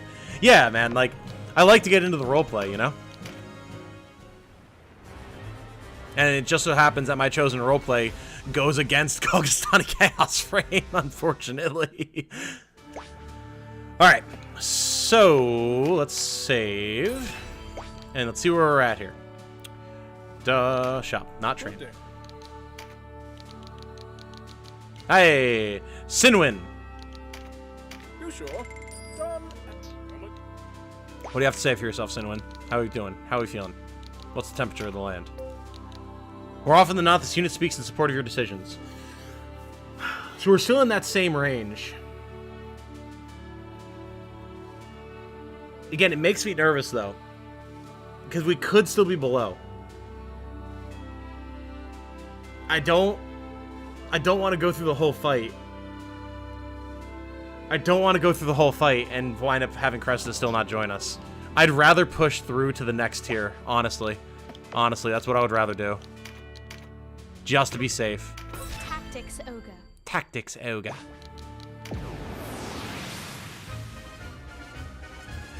Instead of wasting MP curing Charm, just throwing a rock at my characters. I mean, that's still the way to do it. Charm and sleep. You and Segno here, we all about the roleplay in here. Oh, yes. Roll the dice, lol. Nah. Do you suppose there's a cap for raising reputation? There is not a cap. It's just each one of these runs is only getting you, if the calculation is still the same, from Let Us Clean Together, which it might not be, but it only gets you about 0.7 of an increase. Not even a full point in Chaos Frame. So you have to do a bunch of them. So that's why it takes a while.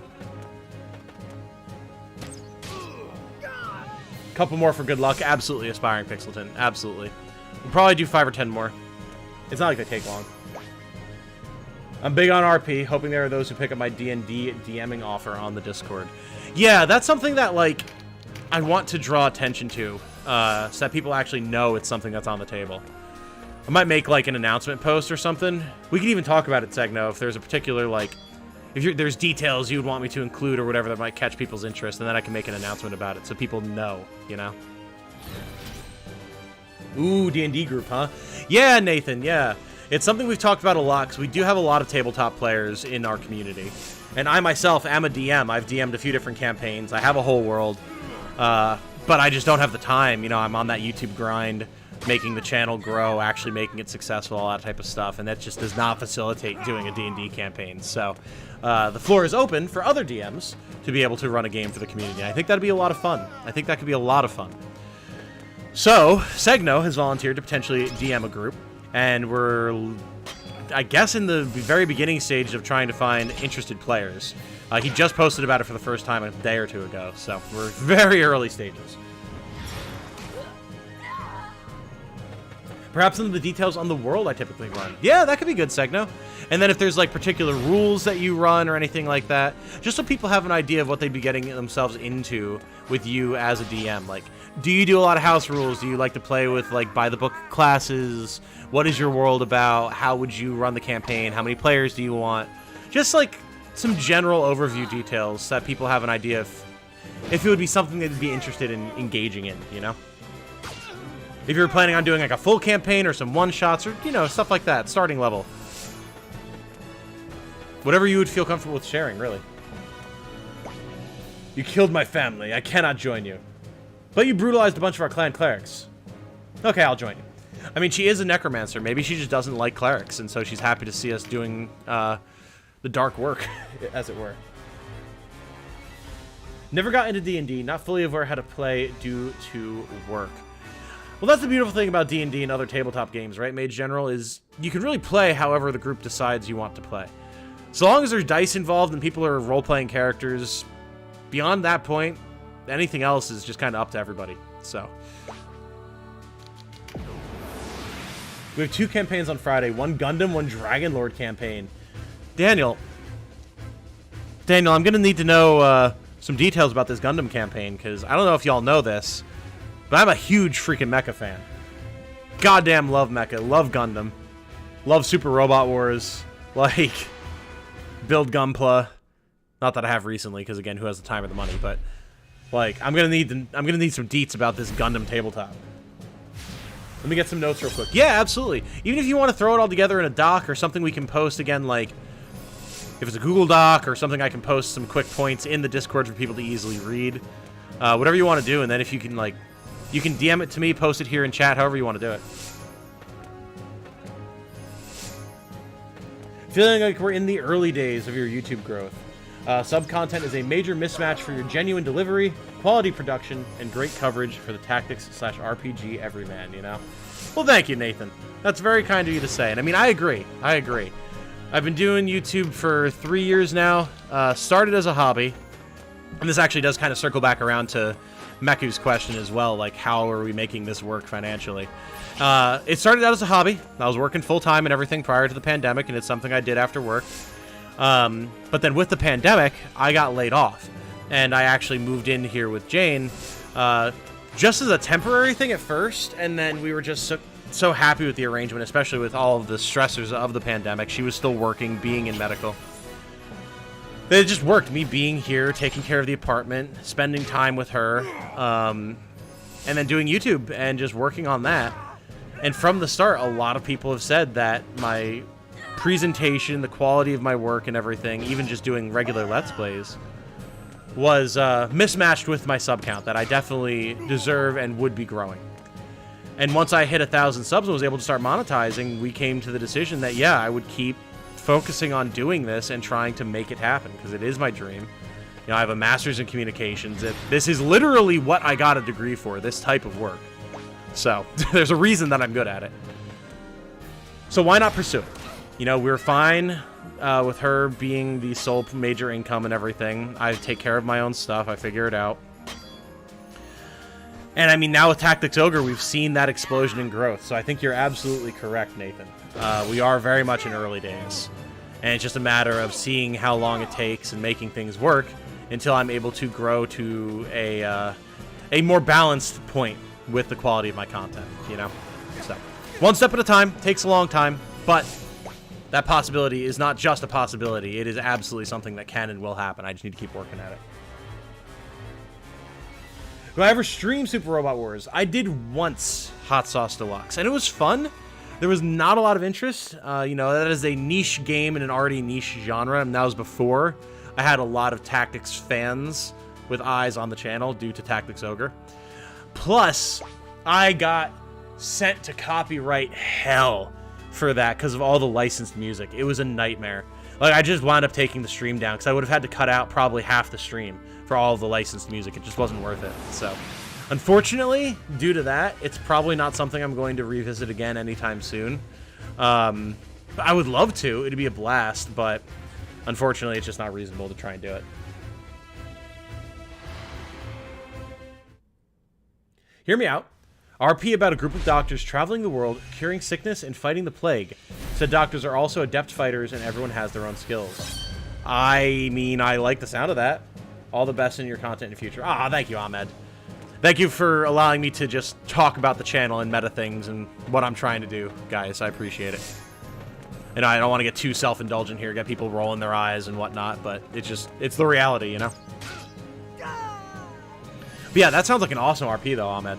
Because, like, it gives a unifying cause for the party to be together and, like, an overall theme that the DM can work with while still allowing for an incredibly large range of themes and stories to play out. That'd be super dope.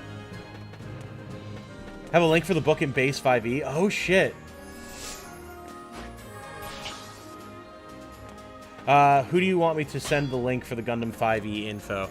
I don't know if you'll be able to link it in chat. You can try. Otherwise, might have to do it through Discord. Or you can always email it to me at my my email, titaniumlegmanbusiness@gmail.com. You joined the Discord? Oh, well, there you go. Yeah, just post it in there.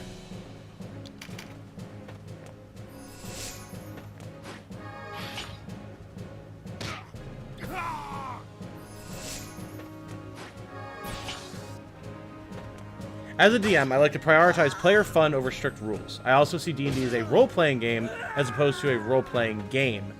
We're all working to make a story together, however that works for everyone. Hell yeah! That's very similar to how the campaign I recently finished, that I was a player in, went. Our DM, my friend Jordan, was very much on board with that idea. And it was a blast. It was a great campaign.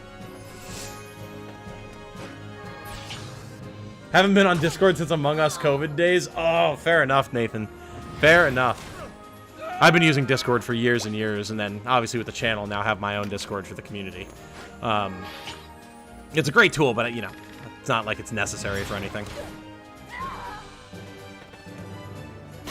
The more chaotic the RP, the more fun it is. True, true. I do tend to like slightly more serious games personally, like where we're not just a bunch of like murder goblins or like ridiculous caricatures of people. But that's just me, you know. Everyone's free to play the way they want to play, of course.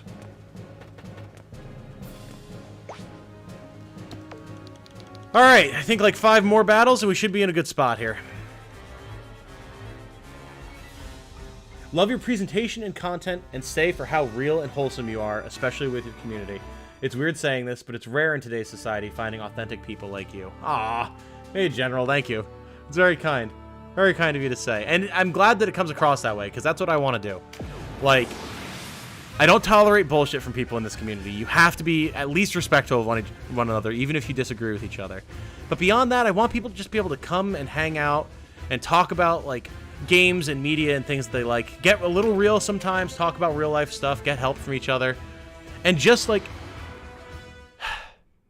try and get back to what the internet should have been about before everything got so divisive and crazy and, you know, influenced by brands and crap, you know?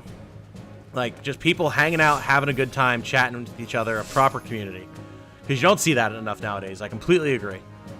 And that's why I say at the end of every video, be good to each other. Because people need to be reminded that you gotta be good to each other, man. If you just try and inject a little bit of kindness and happiness into your personal presentation and how you influence the world around you. It'll help. And if everyone did that, it would make the world a better place. I firmly believe that. So, that's the vibe that I try and give out to encourage everyone else to do the same.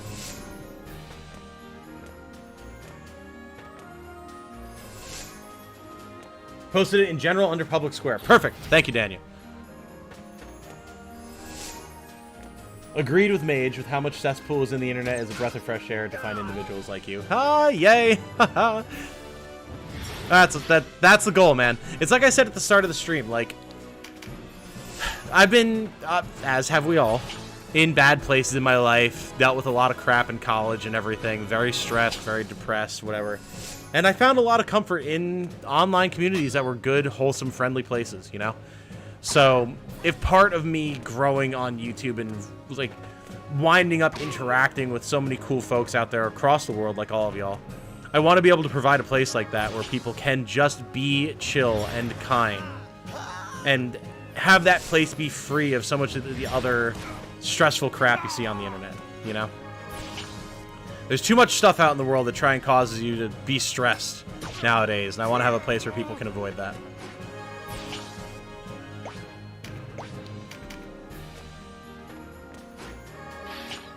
I prefer if things are taken a bit more seriously, but I can work with whimsy. We just need to establish what expectations everyone has in session -1, followed by session 0, to determine how we'll start things. Hell yeah!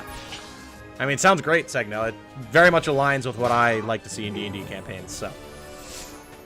If you have this all, like, written up or, like, copied somewhere so we can post it in one concise thing, along with whatever other info you want to share in the Discord, that'll make life significantly easier.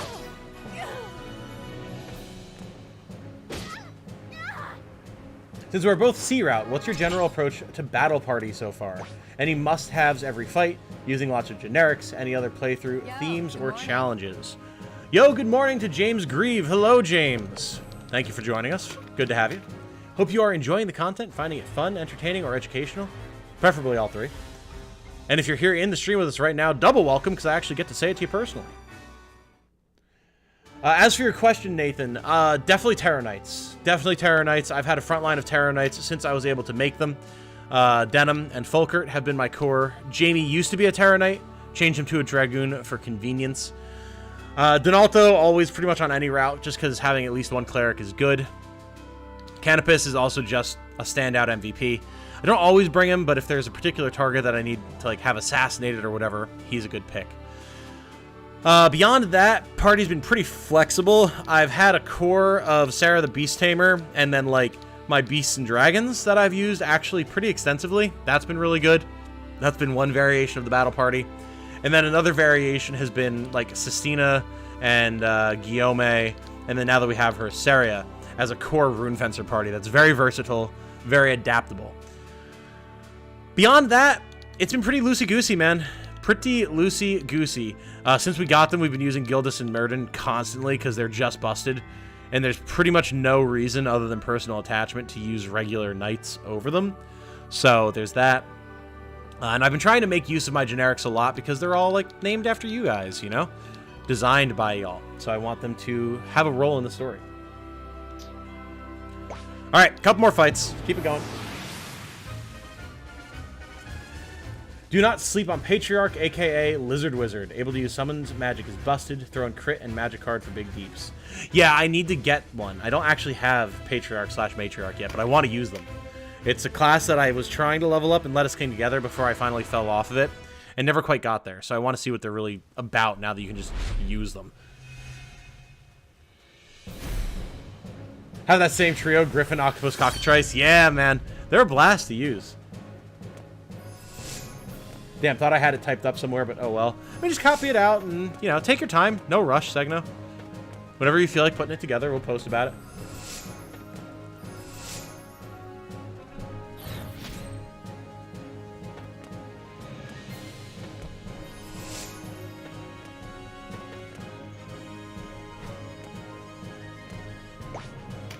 Da da da da da da da da.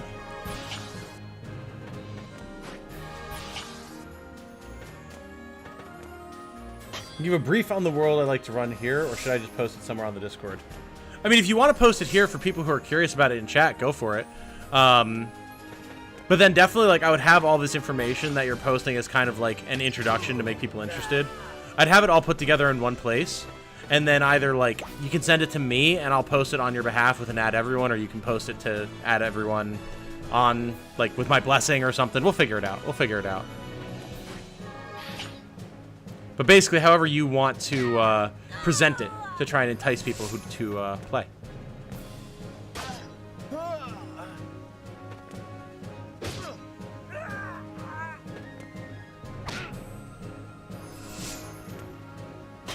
I like that we got that free extra 10 damage on that knight because our cleric had a elemental affinity advantage against him.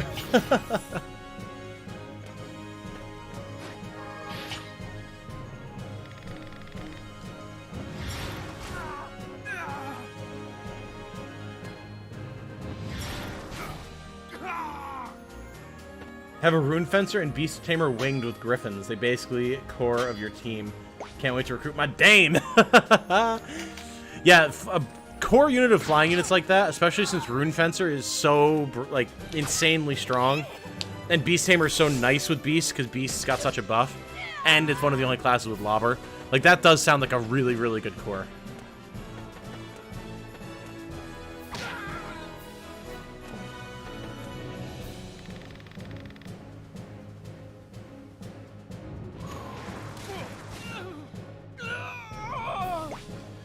And we're out. 2-3 more, folks. 2-3 more.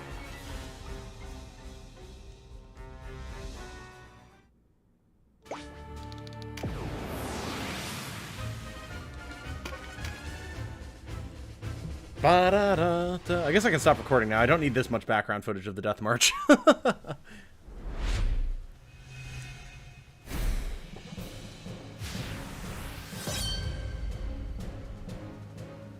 The world I run has 8 main factions, one for each of the traditional D&D alignments. Each faction has its own problems and opportunities, giving plenty of choice to the players on where to start, given what they want to do. Very nice.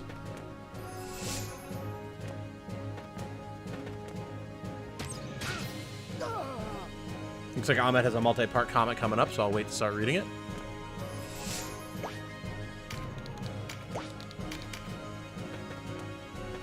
Do-do-do-do-do.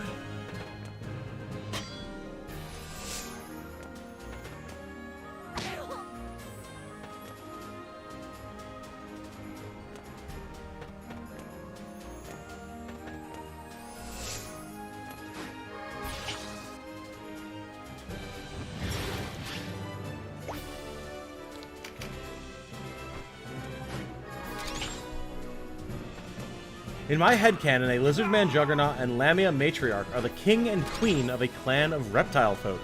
Denim encounters a bunch of bandits trying to kill random lizard folk.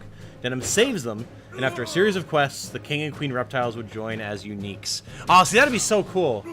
That'd be so awesome, man. That would be so dope. So that type of thing, like, I would love to see little, like, side quests introduced to the game via mods with the PC release. That would be so freaking cool. And, like, because there's, Lord only knows how many cool stories out there that people could put together like that. Your flying buccaneer and blind sniper are your assassins. Oh, nice. That sounds awesome. Do beasts fall off late game? I hesitate to say that I'm late game really yet, because the post game is really late game. So I can't really say for certain, but I mean, they've certainly still been quite useful from where I've been at. Like, the sheer amount of HP and versatility of their movement and attacks makes them really good.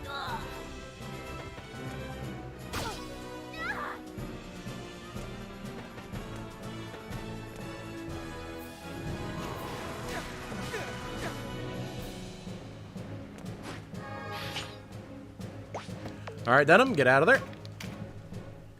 2 or 3 more, folks. Hey, nobody's here. Hello, nobody. Welcome. Thank you for joining us. 2 more. Let's see where that puts us.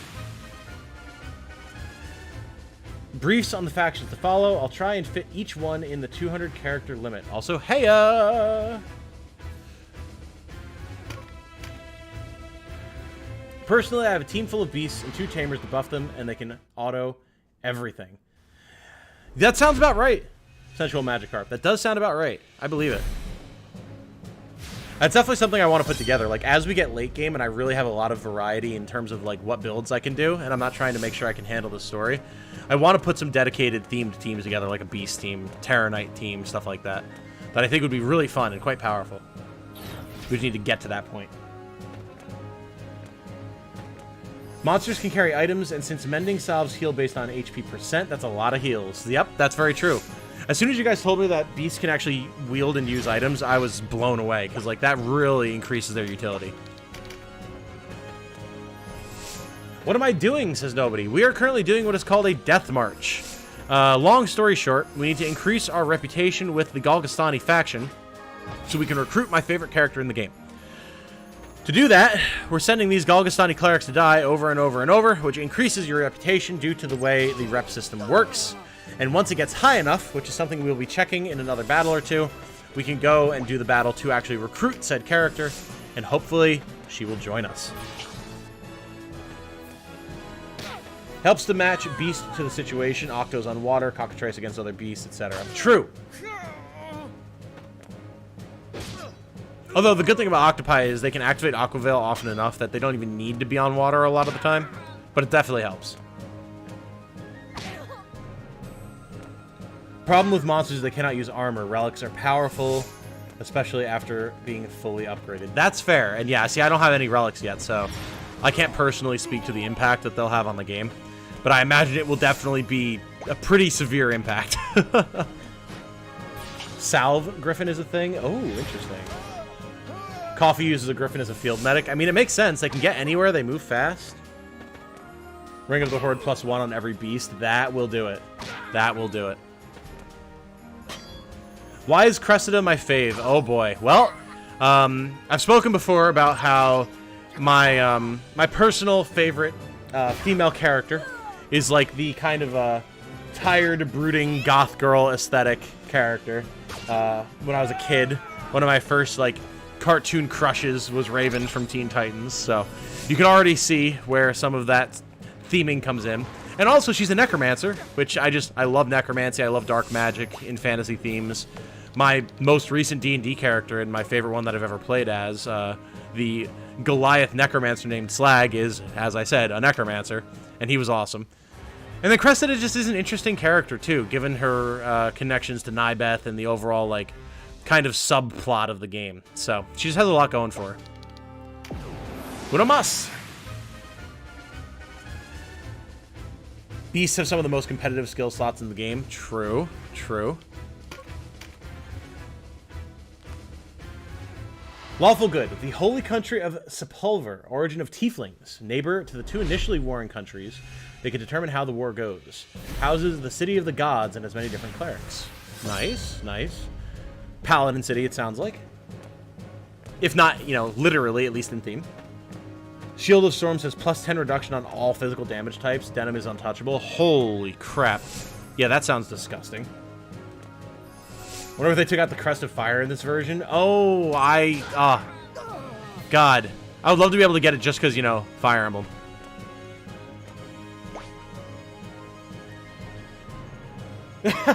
Not quite like that, Magikarp.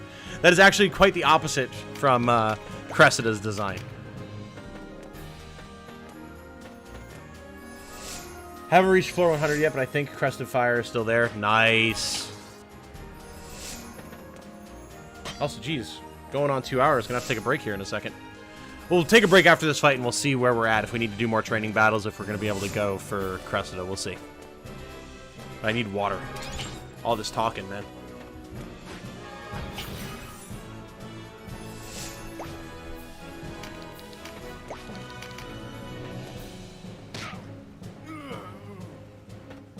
Medusa's shield is insane as well. I feel like that has to have the effect of blocking petrification, right? Or does it cause petrification? Again, my experience with Palace of the Dead is very limited. Like, late game loot, things like that, I didn't experience a lot of in Let Us Cling Together. So that's part of the reason I'm excited to get to the post game and experience a lot of the stuff I've not seen much of before.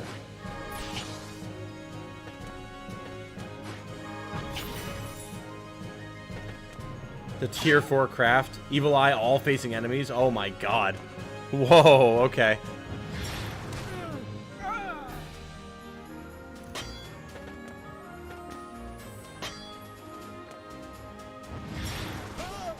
Damn. This almost 700 damage crit on that poor cleric. Holy smokes.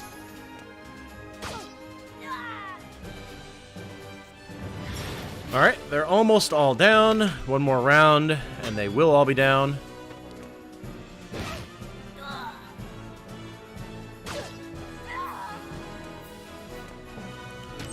And there they go. Okay.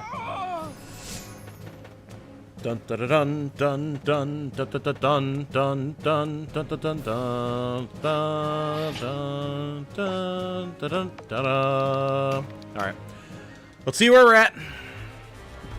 Hopefully, we've made enough progress this time.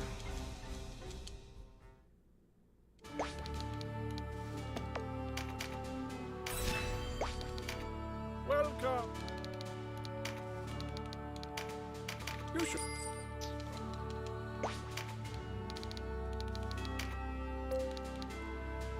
Unit often speaks on your behalf to win others to your side. I'm pretty sure that's what we want to see. I'm going to check, but I'm pretty sure that's where we want to be at, everybody.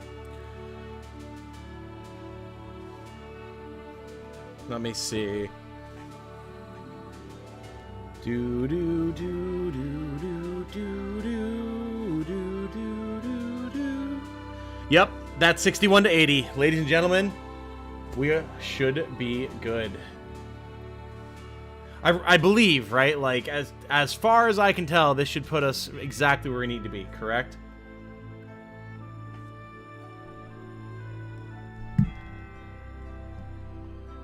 Also, holy crap, we got a bunch of messages while I wasn't looking. Duration of Petrified based on user's mind. I believe so, I haven't used it. I'll get to your next country in a second, Segno. Can't remember the name, but there was a spellbook with a unique radius move that the final boss uses. Yes. What is Palace of the Dead? Is it just another Grindfest dungeon like Farampa?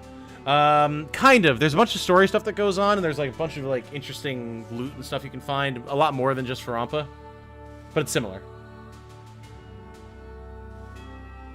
My reference says that's the message you need for lawful new hire. Yep.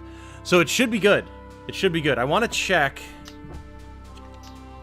I just want to see what other new hires say as well, just in case. I know there'll be different messages, but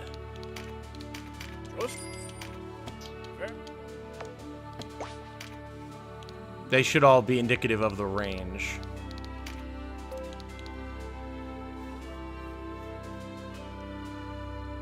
Interesting. This unit will not speak against those who are. So what is the difference? Like, why does neutral have a different chaos frame rate? Why is that? This I don't know. Why does lawful have a different level?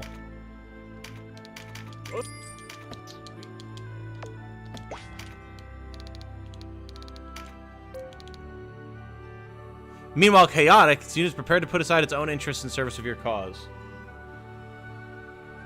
So all alignments have a different text for loyalty. No, they do. They do. I know that. But, like, these are three characters that are indicative of 3 different levels. So, like, Jessica right here is in the 31 to 40 range still.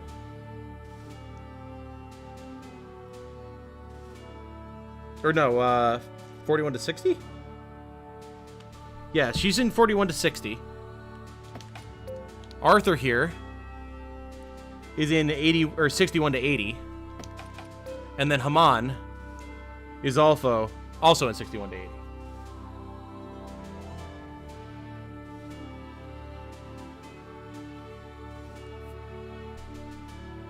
Should I go for Lord or Princess? Oh boy. Well, I mean, for story reasons, you should go for Princess, but Lord is also baller. Also doing these death marches prior to that fight in Goliath, which seems pretty difficult. Yep. That's what we're doing right now. Generally the same sentiment, but they thematically mapped their alignment nature too. Correct. Because your choices on lawful impact Galgastani the most negatively. Interesting. Go back to your chaotic eye. References his own interest because he's more free-willed. Right, right, right. No, I get all that. It's flavor. But, like, literally we can see per these statements. Like Haman as lawful, he's in the 61 to 80 range, as is Arthur. You know, the messages are different, but it's just the different messages for their alignments. Meanwhile, Jessica has a lower rate. She's still in 41 to 60. So I'm just trying to figure out what influences the different alignment of characters to feel differently, you know? Either way, it should be fine. I don't think we need to get them all up there, but... so what that means, we're going to reload, because we don't need to have all those characters. Tactics Ogre. And the next thing we're going to do is we're going to go to the battle in Goliath. I'm curious to see if anyone has any explanation for why one character had a lower rating than the others. But what we're going to do, really quick, before we get into the fight, is we're going to BRB. We're going to BRB. There we go. Thank you. And I'm going to use the bathroom, get some water, and then we're going to go engage in what is probably going to be a very difficult fight. So I will be right back, everybody.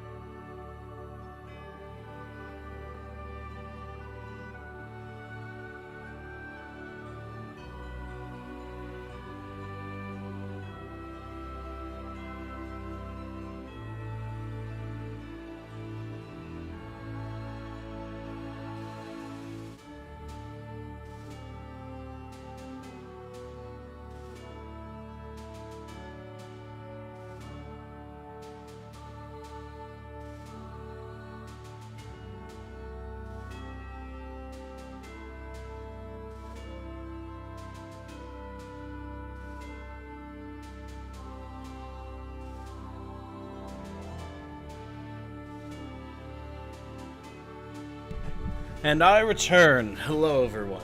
Hello. Hello, hello. Oy. Alright, so I wanted to, quick before I get caught up with chat, go back and read Segno's next entry. New game. Or, new game. Neutral good. The peace-mongering country of Melior. Anyone can be queen, but being queen results in feeling the pains of all the country's people. An incentive to take care of them, responsible for many medicines. Ooh, that is interesting. That is very, very interesting. I also can't remember the name, but there was... Oh, no, yeah, we read that.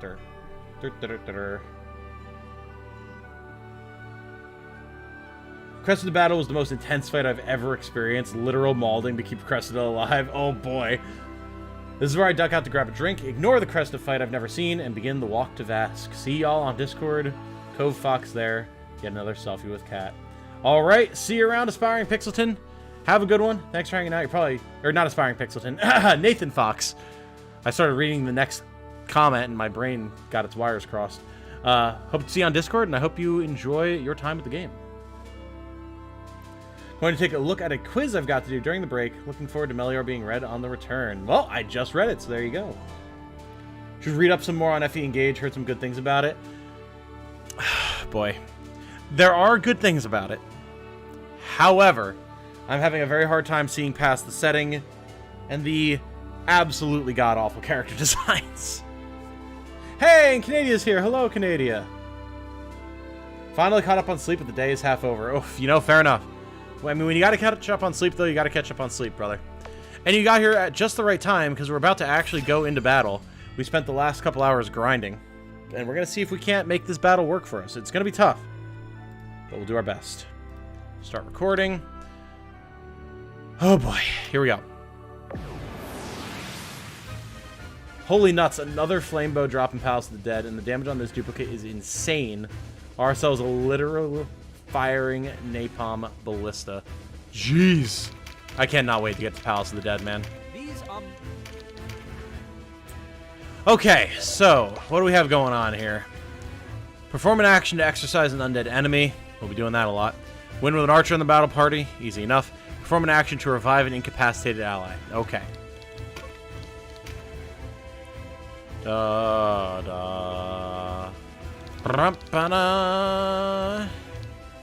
Oh boy. That doesn't look good. Now that is that. And there's Cressida. Oh hey. Yeah, I'm starting to recognize these sprites. Are these new? I don't remember these sprites looking like this before. Oh yeah, look who that is as well. And there's the man himself. Oh boy. There's a lot of Zambos. There's a lot of Zambos. I'm assuming our mission objective is kill Nybeth. The Zombified sprites are new here? I thought so. I thought so. God damn. Vanquish the enemy leader. Okay. Well, this is going to get very interesting. Donalto. Olivia. Boy, oh boy. We need to have an archer, so that's fine.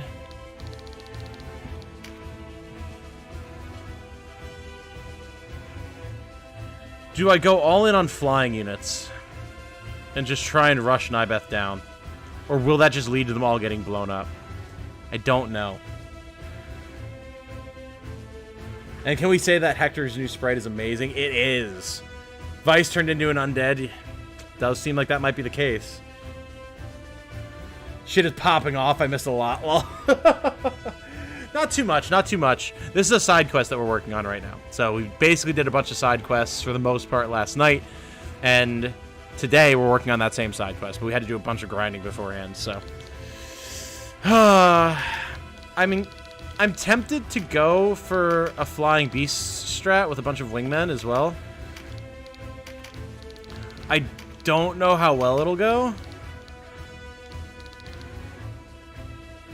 But I'm definitely inclined to at least try it.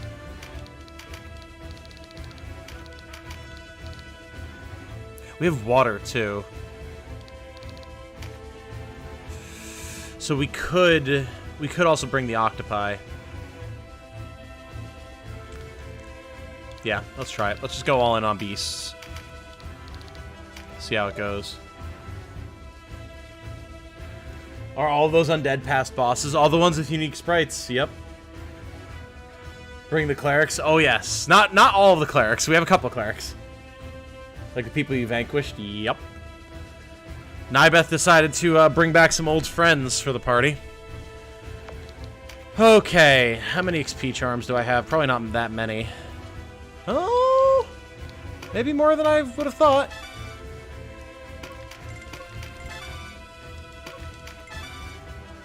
Okay, it's you. That's you. I want to make sure the beasts are up to snuff.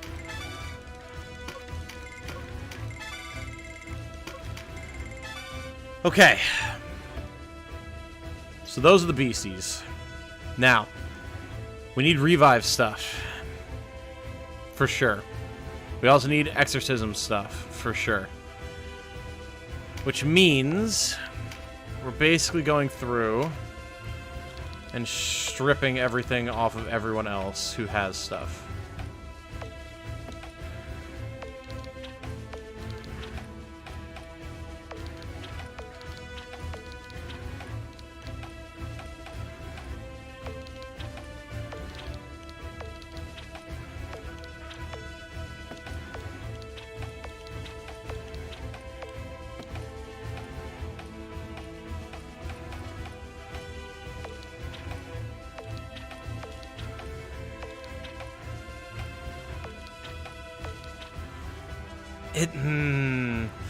I might want to bring one of the White Knights, though. Velocity shift is just so good, and the damage output is really good. I might wind up dropping someone and bringing one of them. Oh, wait, no. Well, actually, that's fine. She could use better items anyway. Oh, boy. One strategy to petrify Cressida to keep her safe in a stone coffin for a while, assuming you actually land the petrify. True. Yeah, that's the thing here, is like, I don't know how fast she's gonna die. I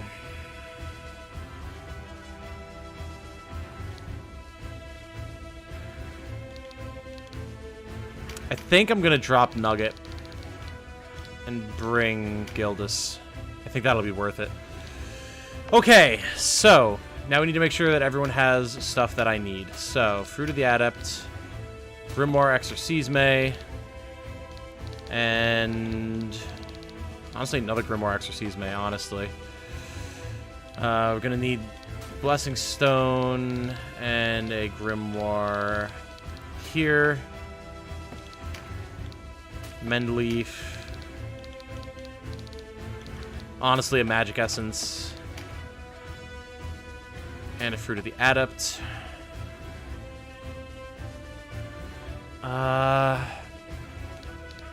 Let's go with Grimoire Exorcismes here.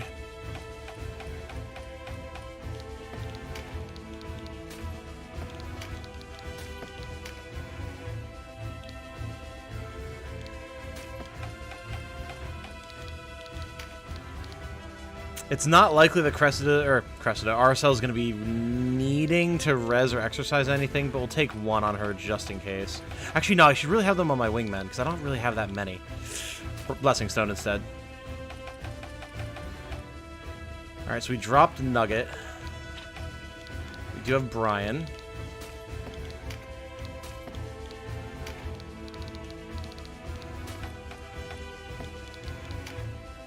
Fruit of the Adept, Healing, Blessing Stone.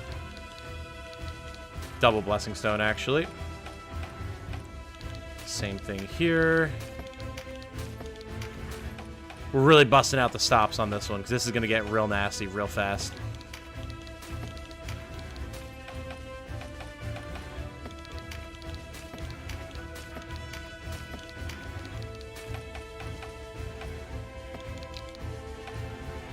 And then finally here, I want you to have a Magic Essence, a Blessing Stone for easy reses.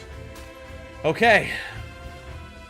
Don't forget to turn off AI. Yes! Thank you, Aspiring Pixelton. Very good point. Very, very good point. Next thing let's just do that before I forget. Okay. Next thing I need to check is to make sure that our Beastmasters have the right skills. We don't need Subdue.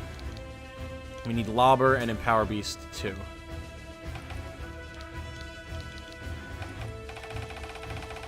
Same thing over here. Where is he? Here he is. Empower Beast 2, Constitution, Lobber. Yeah, that works. Gildus is Guardian Force, Pincer Attack, Velocity Shift. Don't really have any better healing I can give him. Oh boy. Maelstrom don't really think going to be too useful here. Instead I want to go for Dash. I want to make these beasties fast, fast, fast.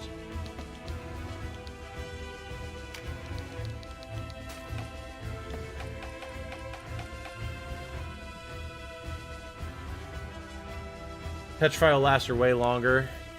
I have the Petrify Blow Dart. I don't have a cast, though. We'll see how it goes on the first run. If we need to change things up, we will. Yeah, it's pathetic in critical missions, true. Tried this fight and got my shit pushed in, but the strat seems to be rush at the Necromancers and kill them ASAP. For sure, for sure. Good thing is your healing on a Petrify unit is still intact. Which units do I normally put Pincer on? My frontliners, so like Terror Knights and White Knights, definitely. Berserkers as well, though I haven't had as much cause to use them recently.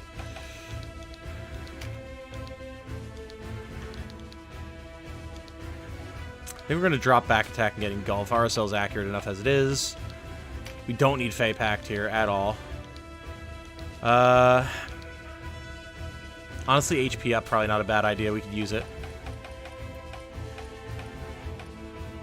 The Nalt, I think, is probably in a good spot. Double Impact.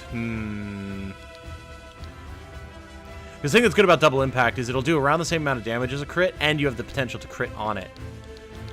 So we might swap to that. Oh, Denim. What are we going to do with you? I can't... Wait, can I put Petra Burst on you? Hold up. No. Shit. Okay, fair enough. Do I want Rampart Aura? Do I want more HP? Do I want Pincer Attack? Oh, I'm not sure, man. I mean, we're going to be rushing here. I don't think Rampart Aura will be that useful. Something like Pincer Attack will let us do more damage. Okay. One thing, if you can, bring a Fortify item for Cressida, just in case she gets peppered by arrows. Ooh. That is a good point. Can I get that on Brian? I don't even know if I have a Fortify item, honestly.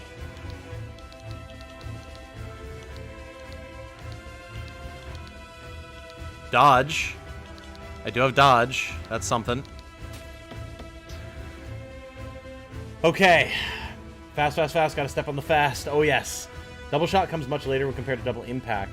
Double hits also powered with elemental touch. Ooh, true. True. All right, team. Let's see how this goes. Kinda good. Willful Country of Noiten. There's a big enhancement spell over Noiten. Or enchantment spell that lets its people order themselves around. Impose drive cosmetic heroes to come from Noiten. My goal is nothing short of a perfect restoration of soul and flesh. Alright, let's hear about Necromancer Nybeth's motivations here. Achieve this and the people of Valeria, nay, of the world entire, will be free from the fetters of mortality. But if we restore the soul, the body withers. Revive the body and the soul is lost. Both lead only to an imperfect death. Never to what you desire. You know this, and yet you continue your foul inquiries. You're taking lives for your playthings. This is another reason I like Cressida. She's still in all of the themes that I love, but she also has a moral compass. No more impassioned an argument could I make for the vitality of my research than what you've just said. The knowledge is out there. All we need to is find it. If it is knowledge you seek, why unleash your creations on innocents? Even if they are Wallister. This is massacre! You mistake the manner for the mind. My animates do not blindly follow my will. Their souls want this bloodshed. Souls? Not but hatred resides in those shells of flesh. Only the vestiges of the terror they felt at their own deaths remain to drive them. Surely you know this. You call them vestiges, but these remnants of the former self are the foundation upon which complete soul recovery can be achieved.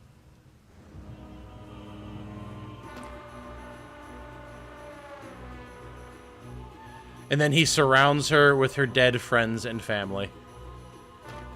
Hector. Sister. Mother.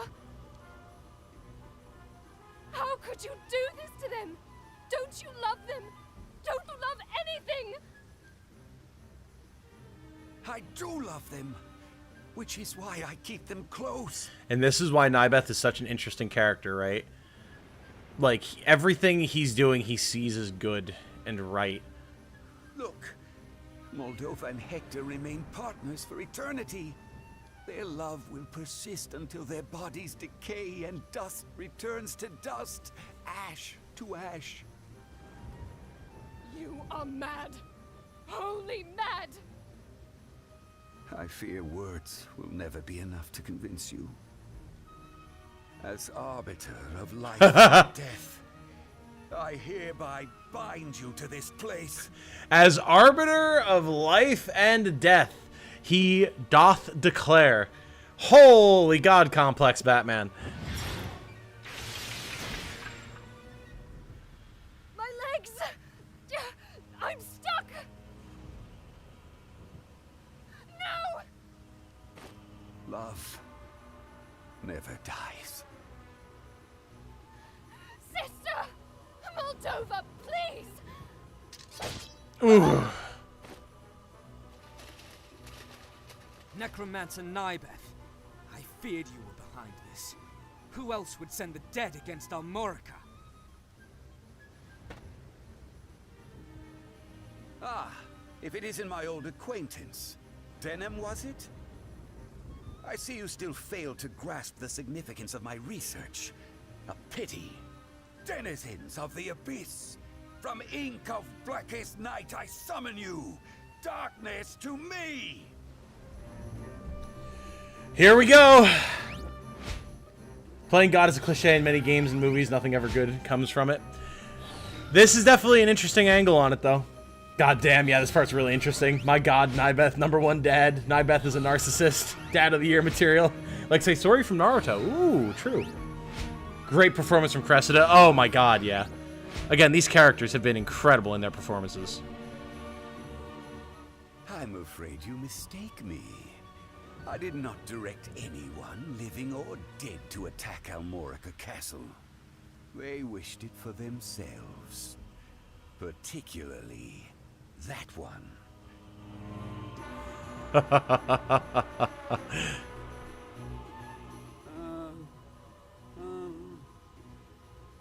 Vice!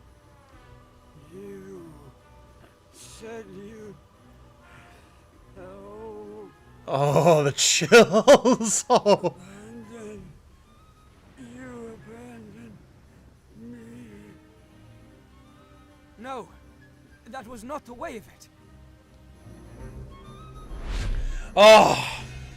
God, what an intro to a fight, man. Holy. Woo-hoo-hoo-hoo. Wow. Zombie Vice VA is on point. Oh, yeah. Holy crap. Okay. How are we going to go about this? So we've got 3 turns to get to Cressida before she croaks. Then we have to resurrect her and keep her up. Fortunately, she does have a mending seed, so she'll hopefully use that on herself. Oh, Lord. Zombie Vice is even more brain dead than it could be possible. Nybeth must fall. I support him. Once the answer is found, mortality is escaped. One just needs the answer, says Segno. I mean, that's the thing, right? Technically, it makes everything that Nybeth is saying make sense. It's just one of those ends not justifying the means sort of scenarios. Oh, we're still on double speed. Let's fix that. Is this Chaos Path? Oh, yes. Think I just joined right at the perfect time? Oh, yes, you did. Yes, you did, my friend. The question is going to be if we can actually manage to survive the chaos that's about to unfold, but the issue here that I didn't really consider is the fact that there's actually a waterfall here. So to make our octopi useful, we have to get up here to this water, which we can do with them, especially once they trigger dash, but until we get to that point, it's going to be a little bit trickier.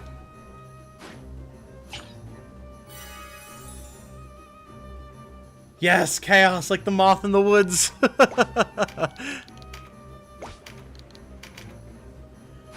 Get some MP for the octopi here so they can start dropping big spells. Not a lot, but hey, it helps. Every little bit. Okay, we're just going to get all of Olivia's MP here. Same for Donalto, so that we have no restrictions on the stuff that we start casting. Alright, what is Cassandra going to do here? Meteor Strike 3.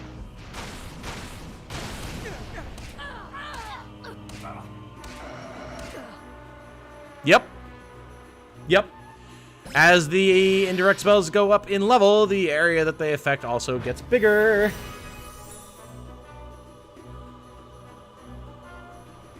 When did Vice die? Yes, on my route, he got executed. Alright, get in there, buddy. We need big damage and fast, Canopus.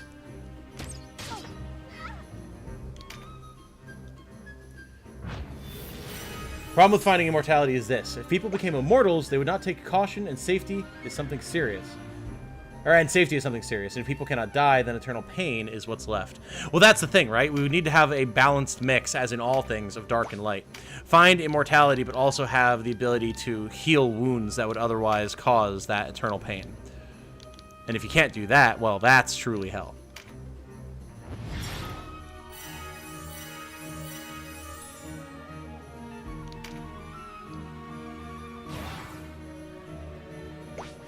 What the fuck, Madara moment. Oh, did I see the lawful neutral one? I missed it, Segno. I missed it. Oh, lawful neutral. The rich country of Fosense. Fosense? Defender in the war and technologically advanced. Warforged are their primary defenses, and the elemental crystals of the land lead to many techno-magical developments. Ooh. I like the sound of that. Vice was used as a scapegoat. He got hanged. Yep, pretty much. Again, and if you're worried about spoilers, try not to worry too much. The different routes have very, very different results for all these characters. So, if you're worried that you got spoiled for something that's happening on your route, worry not. It will probably be quite different.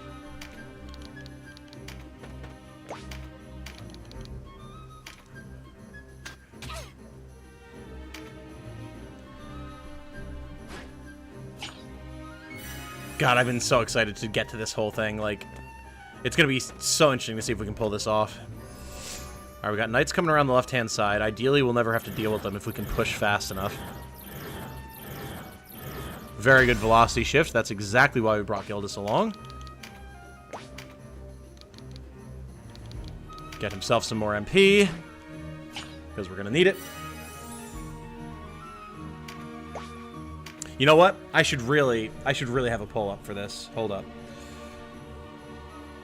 Oh, well, I actually don't even have the stream up on YouTube. LOL.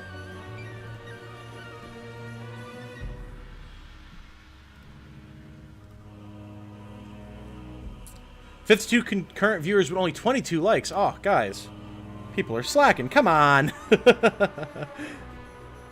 Start a poll. Ask a question. Will we need a full fight reset? Full fight reset, not counting chariots. I'm perfectly fine using chariots in these fights. But will we need to reset the whole fight? Will we need to rethink our strategy from the ground up? Let's see what you guys think.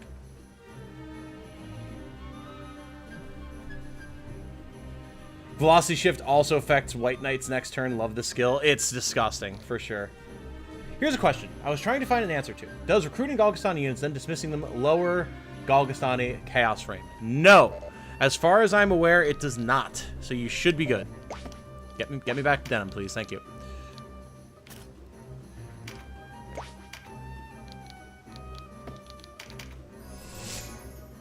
What makes Necromancer class so good compared to a class like Lich? Necromancer is going to get a bunch of bonuses to Undead. They're kind of like the Beast Tamer of Undead units, so if you want to use Undead, they're very good to have on hand. Whereas Liches are just generally extremely powerful caster units. Not as much to do with Undead, even though they themselves are technically Undead.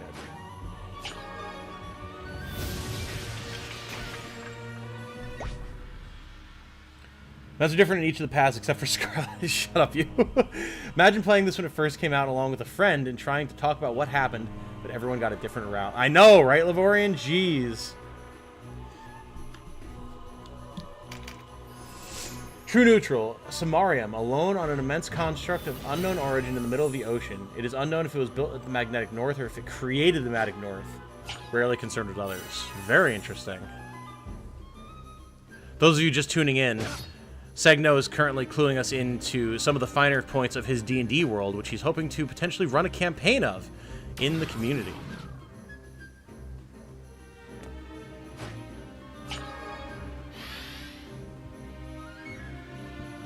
Alright, putting a lot of damage into Canopus right now. Not a huge fan, but we have healing. It's fine.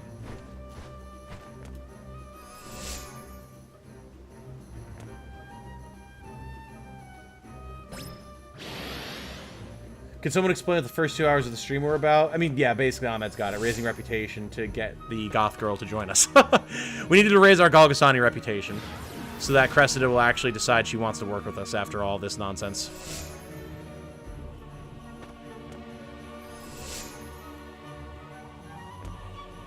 Is he a ninja? Because when I fought him in the ambush in Chapter 2, he had double attack. Then in the finals, he had only 1 attack.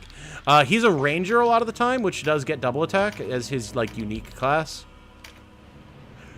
Smack! Beast units go burr.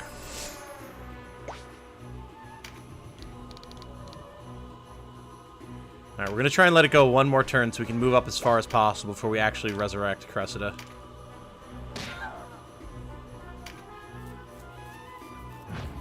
Tom told me to shut up!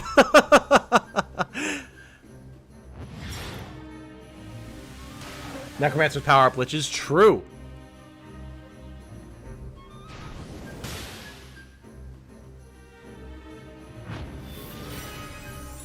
There was this scene in Castlevania where a corrupted undead priest purified a lake to kill a bunch of vampires, but died again in the process. Oh, I loved that scene, Aspiring Pixelton. That was such a cool moment.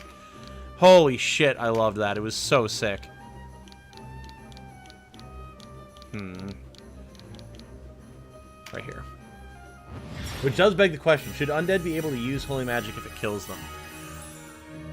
It depends on how much of the person's personality is left, right? And how holy magic works. Like, if it's tied to the person's personal, like, morality and, like, individuality, what they do, what they say, then I don't see why not. If they're still them, they're just undead now, sure. If the light is wholly against undeath and unholiness in all of its forms, then maybe not, but...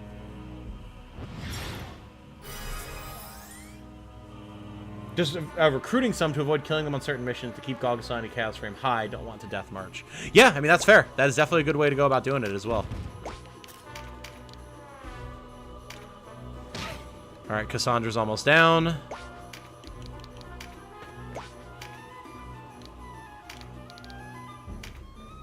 Canopus is healed up. Is Chapter 4 the final chapter? Also, I just unlocked Palace of the Dead. When is the best time to go there? Wouldn't want to stray from the main story to do a dungeon without a story, or without a story reason, I'm assuming. So, it might be a good idea to go a few levels deep in it to unlock, like, relic stuff. I think it's, what did you guys say, like level 3? Because that'll let you get a lot of really cool, powerful upgrades for your team. Primarily, though, you want to do Putrefy. Oh, Necromancer skills. Alright. Damage and healing, very cool.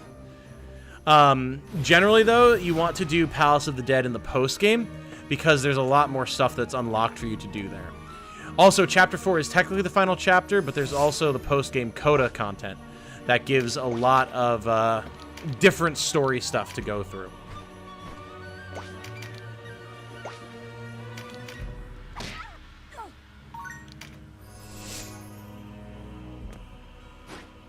Should humans be able to use fire magic if it kills them? Ah, an interesting question. Although one not lodged nearly as deep in theology, that makes the other question so interesting. I also would really love to get these, like, bushes out of the way, but whatever.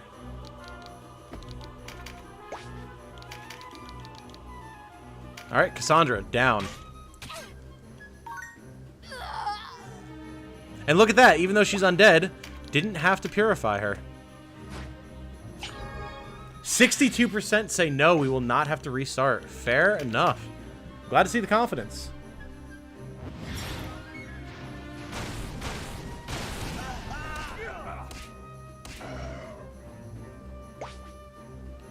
Also, I'm looking at the YouTube readout right now. Things are looking quite fuzzy. Is that for everyone, or is that just on my end? I'm hoping it's not for everyone. I'm assuming you guys will be letting me know if we were, like, losing a bunch of frames and stuff.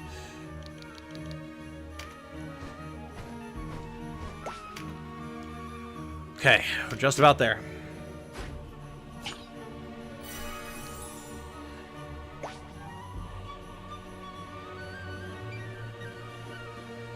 Chaotic neutral. Hidden country of Shoropleth. Knowledgeable of how observation forces the world to take shape. They hide in the spaces beyond the map's edge. The war has forced them to hide deeper in the woods. Ooh. You can go to Palace of the Dead starting Chapter 2, but not recommended to go too deep. Fights become more difficult. Starting in Chapter 2? You mean Chapter 4? Quality is fine, just you. Okay, cool. From dead to undead to dead again. Such is the circle of life in a world of necromancy. True facts. Video quality is fine. Alright, cool. Coda is the concluding passage of a piece or movement, typically forming an addition to the basic structure. Well, there you go, Segno. I should have known that you would be the person who would have that answer, seeing as how Coda has been one of your aliases. And yeah, it makes sense. The Coda content is basically a bunch of, like, side story things, what-if scenarios, things like that, that kind of wrap up a lot of questions that would be present in the game. Oh, you can't make Canopus frightened. That makes my damage output so much worse.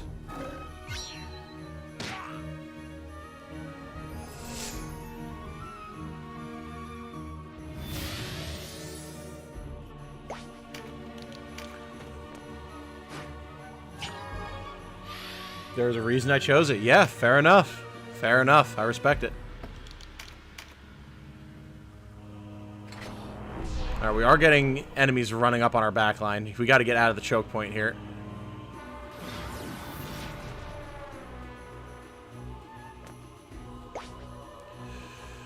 Okay, Canopus. Cressida's not going for a while yet, so that's good. Let's get somewhere that's not under too much threat. And put a finisher out on Moldova. It'll be lower damage than it should otherwise be, but I mean, it's still damage. I want to clear out the Necromancers here before we res Cressida. In some D&D settings, reviving someone into an undead requires consent, right? It depends, yeah. Yeah. Some people just homebrew that the soul will only come back if it's willing. Some people, it's just like... Some settings, I think it's kind of baked in. It really depends. Dun dun dun dun! These boulder tosses are making these necromancers way easier to deal with, let me tell you.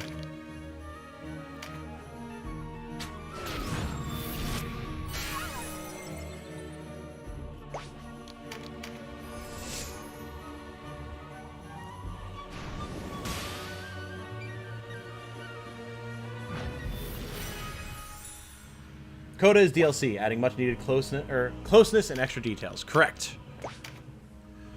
Okay. Where are we at for damage on people? Gildas took some hits. Bubbles also took some hits. Stuart took some major hits. Goddamn. Olivia can heal that, though. Let's go for a major heal on Gildas and Bubbles.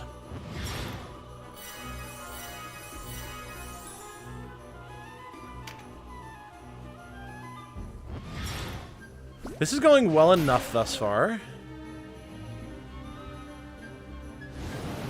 Oh, nice. Can Bubbles actually get down into the water now? Yes, he can. Let's go. Actually, before he does... Maybe from here. Yes! See ya! Boop! Cleared out. Oh, he found some thread. Nice! Some soggy, sodden thread. Got a cool custom Terra Knight on your route? Yes, you did, and I can't wait to get him.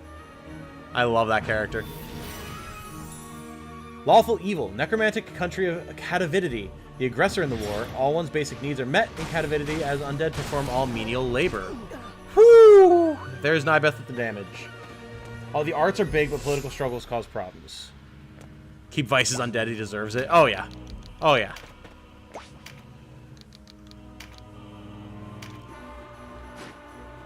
Mother's Blessing and Major Heal, so beautiful. Oh, Major Heal 2.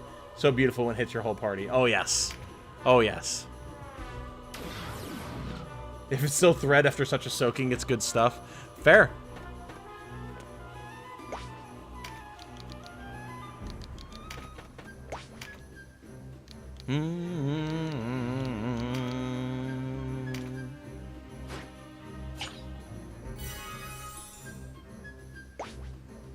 Madara Meteor no Jutsu. Alright. Now we have to revive Cressida. It is time. Vulcan Lance. Yeah. Good thing is we have a bunch of units up here with res items and healing, so we just need to time it right. I say we save Vice and then scapegoat him again. I agree with Lavorian. Oh, no. I mean, he does deserve it, but...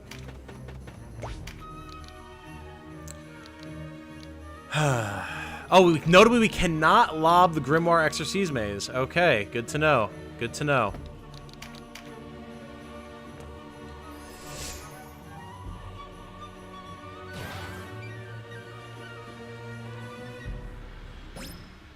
So we've got 2 Birdmen who are going to go. A Terror Knight and a Knight, but they're both behind me, so they're not going to be able to attack Cressida. Then we also have Brian and one of the Octopi. That should be a really, really big heal across the board. Yeah, I was going to say, no way.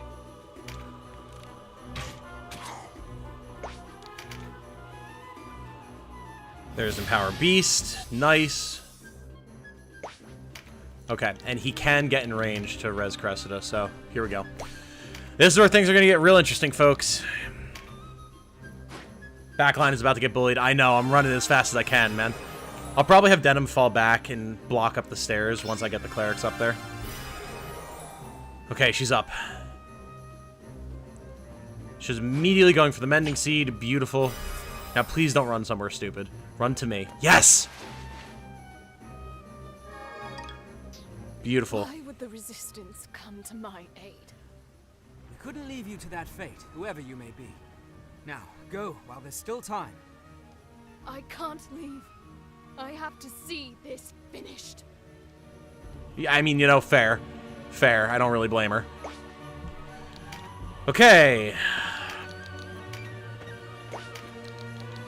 There's another big heal.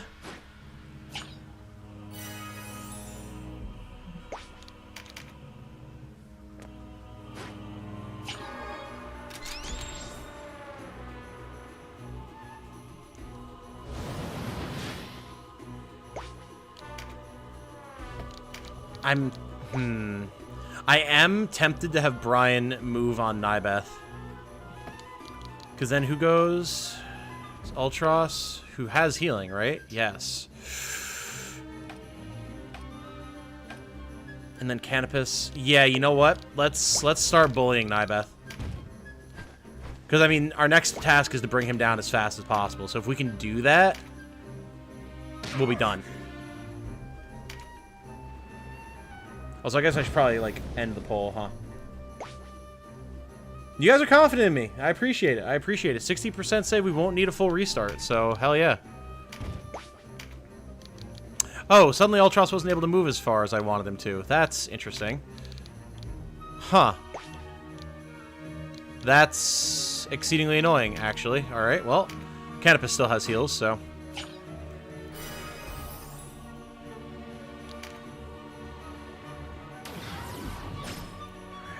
Dalium can't do anything. Like, you can hit Denim, but I mean, that's fine.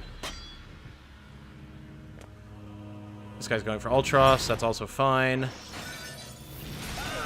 Okay, well, going for more than Ultros, but whatever. Elkalos wins. Nice. Big boost across the board. Block Cressida from getting attacked. Big heal.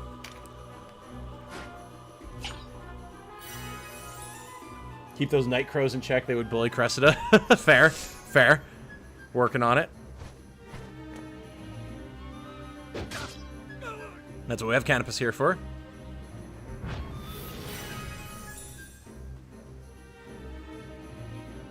Acid Rain 2. That's annoying. Oof. The crit knockback. Hate to see it. Alright, go Bubbles, go. Oh, and dash. Nice, nice, nice, nice, nice, nice. Move on, Nybeth. Oh, the goddamn... Ah! Why do you... What are you? A white? Oh, I forgot these guys are unique classes. Right. I completely forgot about this. Yeah, so these are basically knights that can also use magic. They're like Super Terror Knights. I completely forgot about that. That's fine, though. We can still Poison Rain here. Look at the damage on Nybeth. Well, now this will not Oh. do. No, not at all. I've far more important matters to which I must attend. Oh.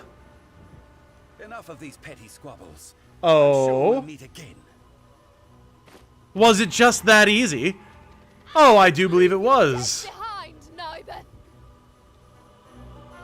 Doesn't even call him father, just calls him Nybeth. Ah, now vanquish the enemy. There we go. Alright.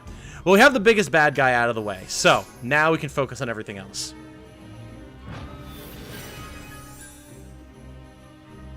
Held off on doing this exact battle till later in the story when my union level rose a bit. Surprisingly, there was no story battle on Goliath. Yep. Yeah, Goliath stays pretty chill, specifically because of this whole quest line.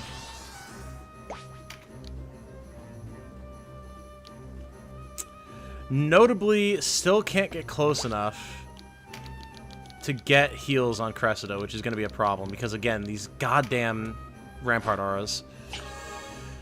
But we can still get some good healing out there.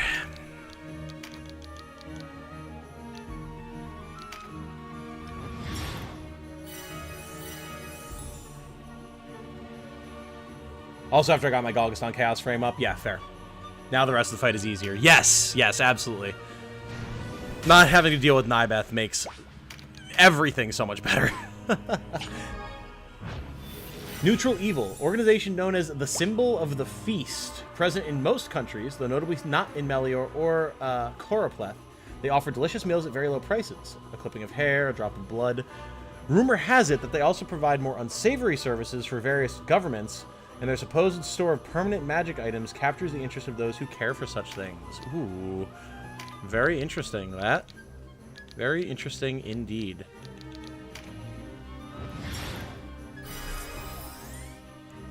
It's hard to fit this one in only 200 characters, so I cheated. It's fine, it's fine. The good thing is... God. Stop with the AoE magic. Our clerics actually kind of block the enemy from moving up the stairs because of Sanctuary, so it's still actually a pretty decent spot to be in. Ah! Nice. No healing here, but we can at least move to block the enemy. And we're actually just going to go ahead and weaken this guy. And by weaken, I mean breached. The good thing is, with so many enemies moving around this backhand side... Oh, Hector's climbing back up now. But again, it'll be much, much easier to gum up the works than if we were trying to hold them in the open field, you know? Symbol of the Feast is literally the Dark Web. And that's all 8 factions for every D&D alignment. No Chaotic Evil? No CE?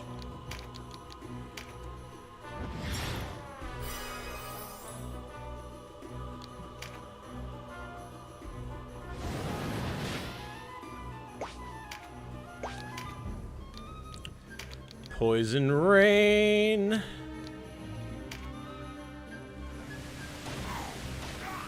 Beautiful. Get up around him, Boyle. Do I have a Fiend yet? I do not, Aspiring Pixelton. I do not. Hopefully before too long, but... Chaotic evil would be the realm of the dead and eldritch gods. True. Do I seek to know what happened to chaotic evil? As long as it's not too much spoilers for your campaign, sure.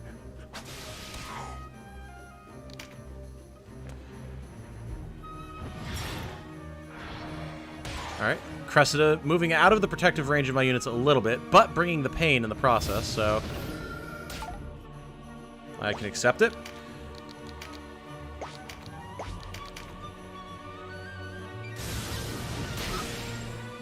Okay.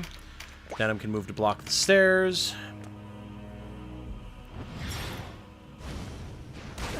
Alright, we're gonna have to res Harvey, but that's fine. Yeah, we can deal with anything else as long as Cressida doesn't go down. Here they come! For the back line! You need to run now, everyone.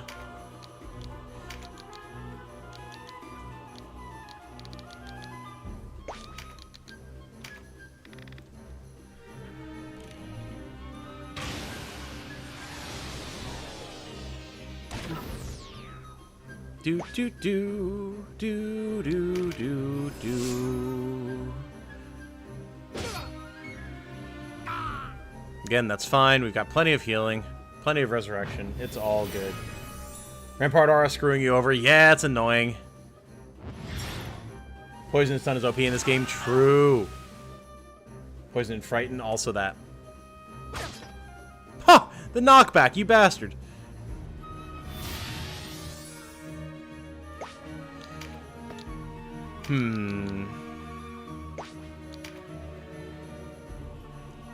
I mean, Stuart's hurting, but I think it's worth it to have him finish this guy off if he can. Alright, down he goes. Ah, again, notably, not needing to exercise anything. So these unique units are not undead in the terms of they get, like, that res timer, you know? Some of the other ones on this map will, and we will still have to deal with that, but, you know, all things in their time. Let's deal with the ghosty goo.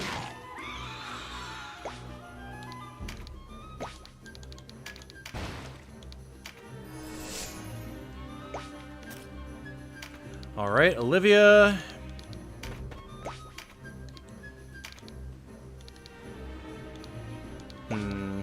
Major heal.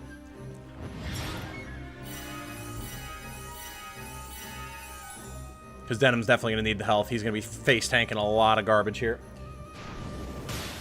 Question. I've unlocked Palace of the Dead, but I can't see any ancient temple.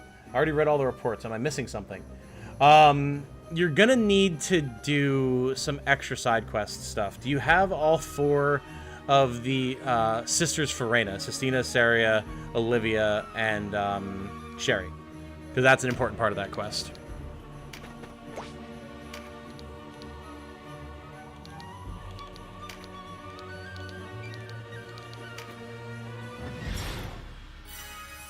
Dragon Fang's my fave dagger in the game. Damage and poison is so nice. Once you recruit her, what's the first undead I'll get? Probably a skeleton. I just love me some skeletons. Skeleton warrior. Basic, simple. Then a ghost. I want a ghost mage. I'm slowly going to build a full undead team as well. Multiple necromancers. It's going to be a blast. I cannot wait.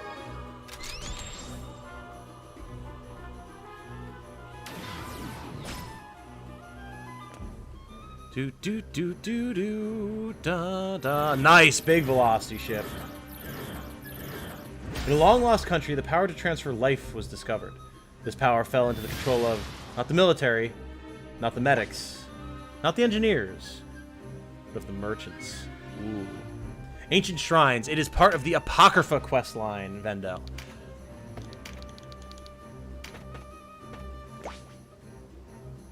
Necromancer can recruit ogres and gremlins as well? Can it? Interesting. I don't remember that. Is that a new thing, or is my memory just bad?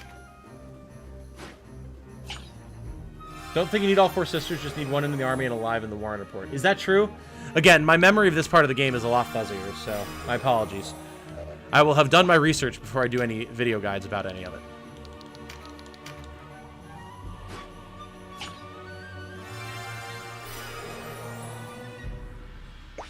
Get out of there, Harvey!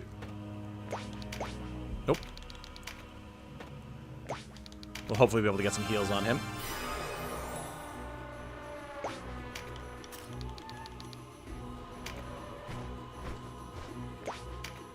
You know, let's not group them together like that, huh? That sounds like a good idea.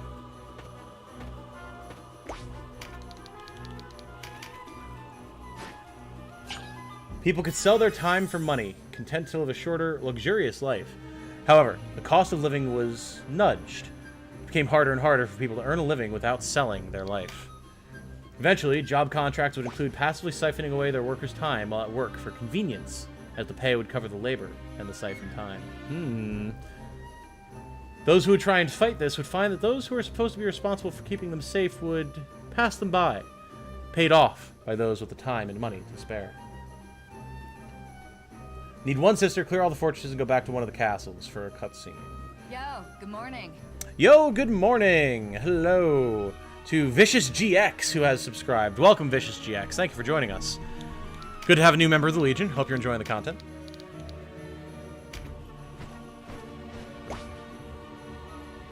Randomly get the Ancient Shrines request in Chapter 4 when passing over Caritini. Not sure the exact time.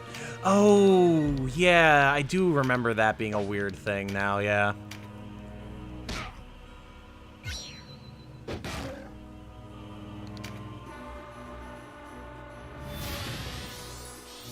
Not random, you need to do the battles of the different fortresses. Right, but you need the fortresses to appear, which is the issue.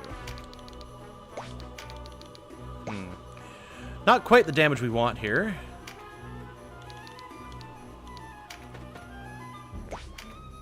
But I mean, better than nothing.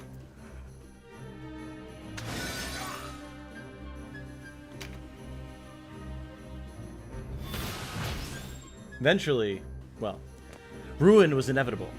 Without people to remember and maintain it, the country of Redacted became lost. Sometimes while in places beyond the map's edge, one might find its remains. Ooh. Very intriguing. Very interesting. I love settings like that, man. That's the good stuff right there. Alright, let's keep this guy trapped along the other side. Actually, we'll do that after we shoot this guy.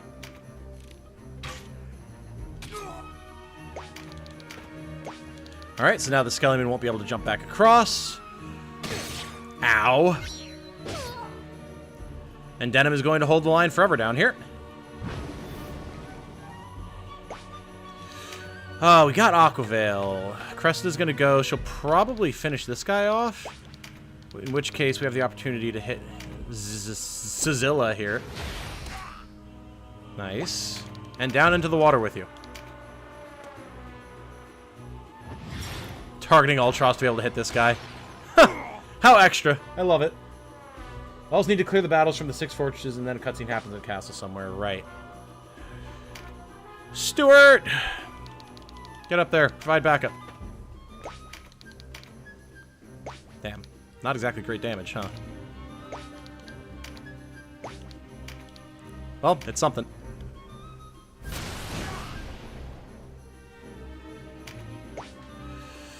Okay, Olivia.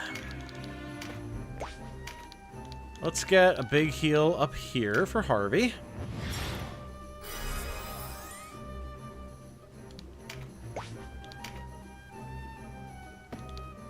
Let's go for Fearful Impact with Denim here to make sure that this dude he's contending with deals less damage. Since the undead can still be frightened. Ow, the crits, man. Da-da-na-na-na-na. Ba-da-da-da-da-da-da-da-da-da-da-da-da.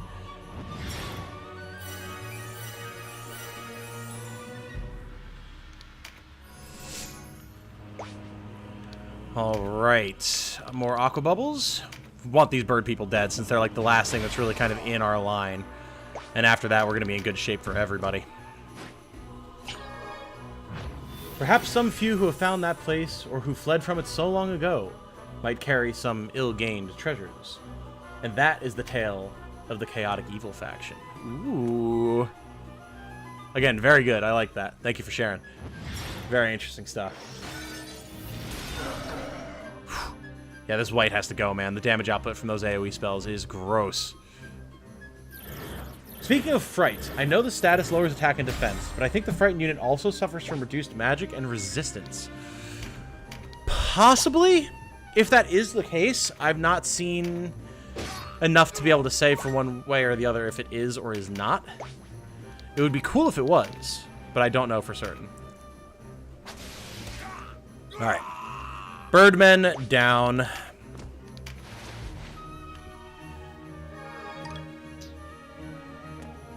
Cressida scooping up all the loot for me. I hope that we get it. We should, because she's going to join us, so... Alright, have to exercise that ghosty goo. Look at this whole choke point back here that they can't do a damn thing about. I love it.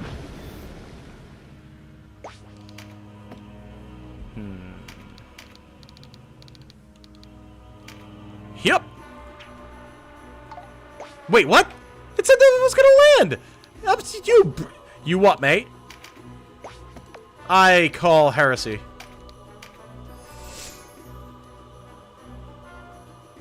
Hope this all draws interest to a D&D game or games getting started in the community. Absolutely. And again, we're definitely going to post that elsewhere for the community to see. Wow, I completely misread that. Ha! Mobby. Yeah, we're definitely going to post it elsewhere for sure. So close. Alright, so we have to move.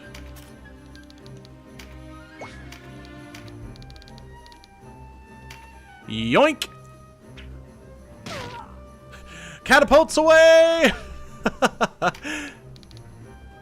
do do do do do do.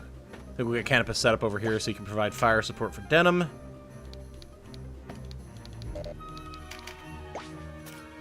Let's pick up this skill up so we trigger Empower Beast more often. I don't actually know. I guess, yeah, I can have Donalto exercise that guy, actually. That'll work. Since we can't throw them, I figured we'd be able to, but I guess not.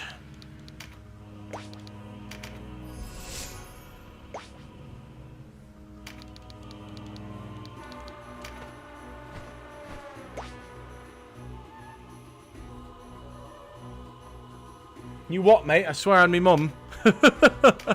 Again, as we established last night, nobody in the UK actually talks like that. Except for possibly Londoners, that one guy was saying. I think it was... No.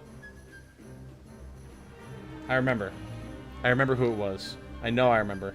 Come on, Brain. Help me out here. I can't remember off the top of my head. Oh, no. Now I feel like an ass. I don't remember.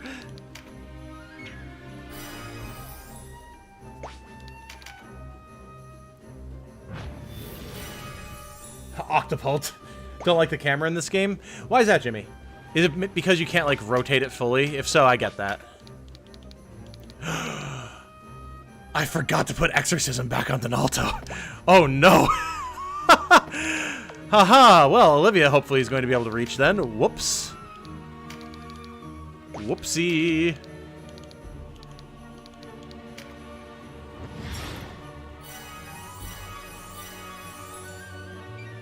I know Olivia has it.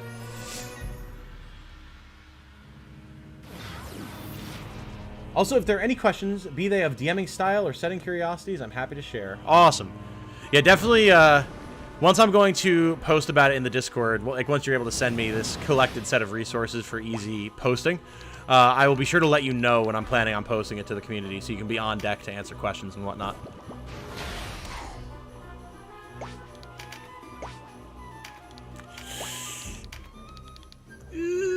Can't quite get close enough. Okay, so we have to move Donalto. Donalto actually has to move from this position. And then Olivia will be able to get close enough. Just barely. But she can. Actually, we should also probably heal up here. These two need it way more. Canowhoopus is so powerful. Canopus is my go-to skirmisher. Oh, yeah. Yeah, he's wonderful. They speak British in the game. Aussies also speak that, yes. Yeah, I feel you, Jimmy. I feel you. I feel you. I get it.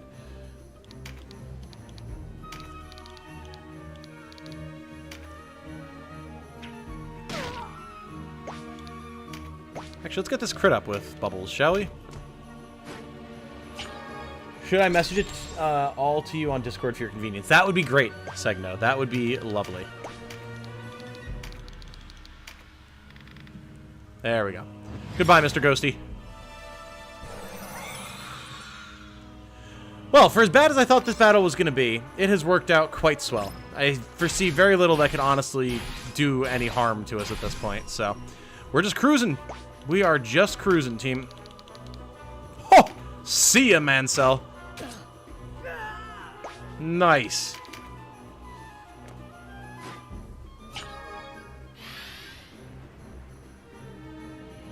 Denim the lad holding the line down here.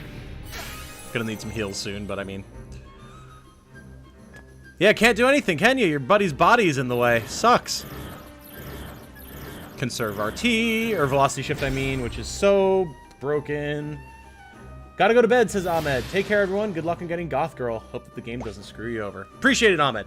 Yeah, again, we should be in good shape here. Like, based off of the messages that we got, she should absolutely be recruitable, so we'll see. If not, I'm gonna be very upset.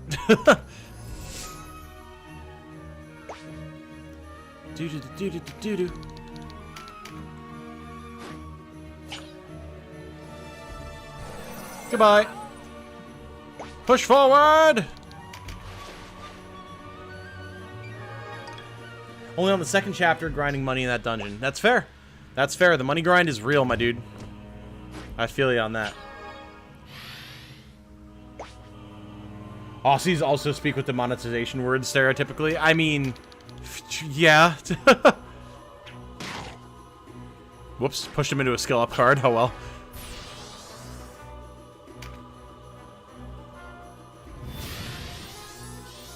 We've almost got the white down. Almost. Not quite yet, but we're nearly there.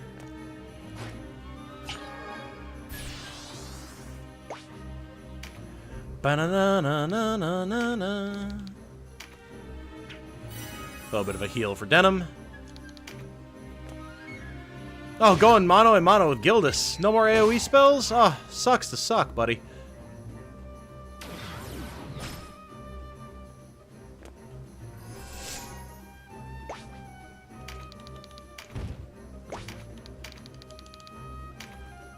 Bye-bye.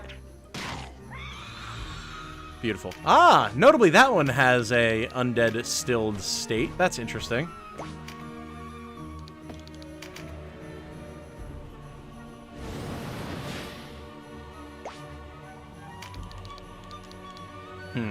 Notably can't jump down the waterfall, it seems. We're gonna have to go around, get into the water this way, which is fine.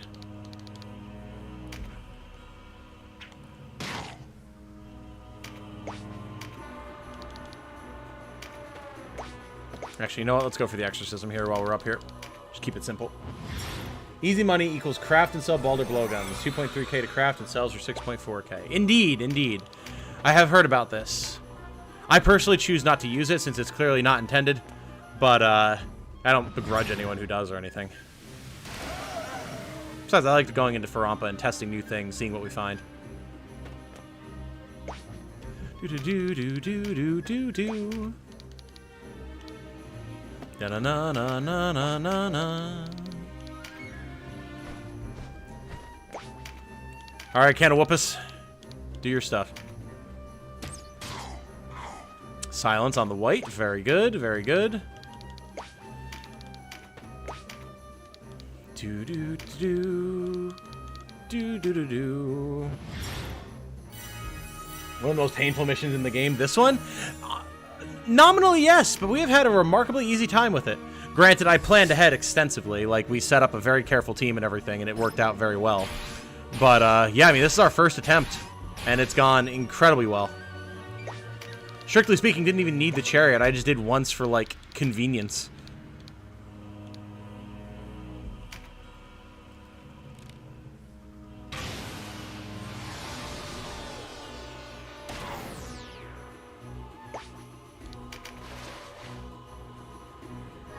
Makes me wonder why exactly water spells can hurt an octopus. He should be immune, IMO. Fair, fair. There are definitely games that would have played it that way. But even, like, undead can be frightened and stuff, so I think... It seems like the devs wanted to keep your expected options available in pretty much any given scenario, rather than having to, like, min-max and manage tiny little things like that. Like, oh, I can't use fear here because they're undead. which, like, throws a whole wrench in my plans, which a lot of people would probably say is important strategy stuff to keep in mind, but, you know.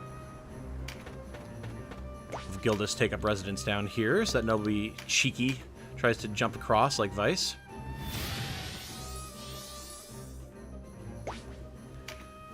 Ba-na-na-na. Stuart desperately needs this strengthened up so he can try and deal damage.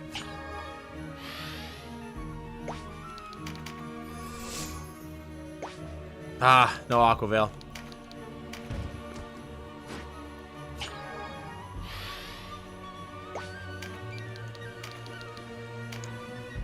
Focus fire him down, lads, one at a time.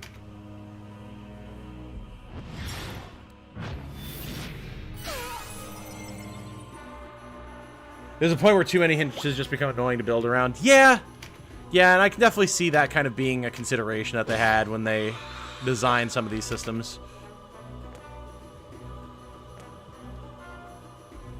Ooh, vigorous attack, nice. Thank you, Harvey. Very much appreciated, sir. Don't need this magic up, but I mean, we can exercise with him, so. I think. Does he actually have any left? He does. Ooh, only 71% chance, though. Let's see. Still good, baby. Not even close.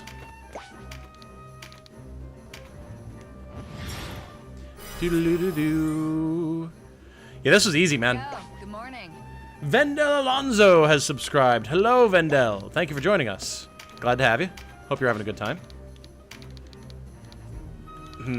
Yeah, not... I mean, this is pretty good. It'll hit Gildas, but I mean, it'll hit them for a lot more, so... worth.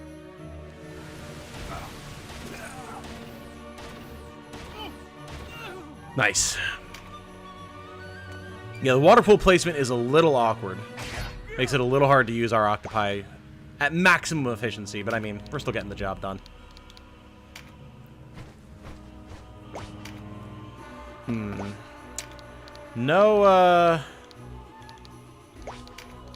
No blood siphon here yet. I think we're just gonna huck a rock for now. Wait until we have that up so we can get some HP back. Oh, the parry! Zombie Vice knocking an entire boulder out of the air. Fair enough. I respect it, bud. I respect it.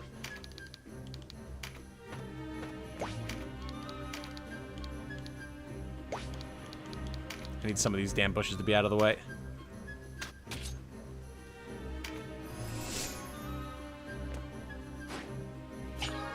Hey, wanted to stop in and say hello. Been watching your stream videos. Currently on Chapter 2, Part 4. Thanks for the great fun. Absolutely, Drade. Drade? Drade. I'm going to say Drade.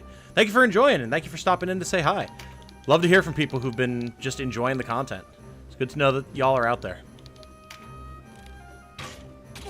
Also, I think they removed the light weakness for undead, not noticing any extra damage when I use light. You know, that might have been a change that they made because of everything having, like, very specific elemental affinities now. I'll assume that that's what the reasoning was. Are monsters worth having in this game? Oh, yes. Yeah, monsters are insanely strong nowadays. Very, very much worth having. Like, this whole strategy that I've been using has been contingent upon me having a bunch of really powerful tanky monsters I could rush forward with. Especially ones that could fly. Or navigate the water. So yes, absolutely. Should all be in your messages. Thank you, Segno. Thank you.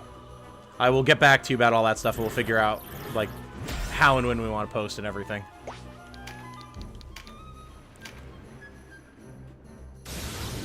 Zap.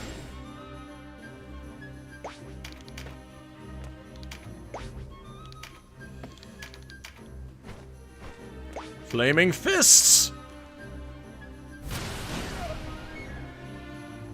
Do do do do do do do. Honestly, with the amount of unique and useful characters to recruit, I've ditched my dragons. So you know that, and that's fair. That's fair. You get so many cool characters as the game goes on. That's totally reasonable. Rampart Shadow. Okay. Not exactly a useful situation for it, lady, but you do you. Like, really, as you get further in the game, that's where the ability to make and save battle parties will become very useful. Because then you can build dragon-centric teams that use those dragons in great effect, you know? Oh, is this about to get real spicy? Yeah, it is.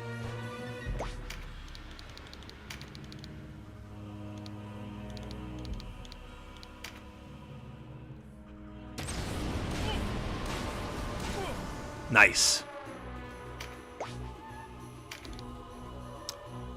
You don't have Aqua Veil, right? No. Can I get another chunky Acid Rain or Poison Rain? Chunkier on my own units, TBH. Not a fan. Just throw a boulder. See you, Roger. Ah, here comes the Blood Siphon.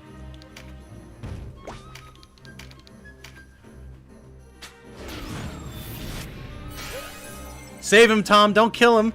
I beg the question of how.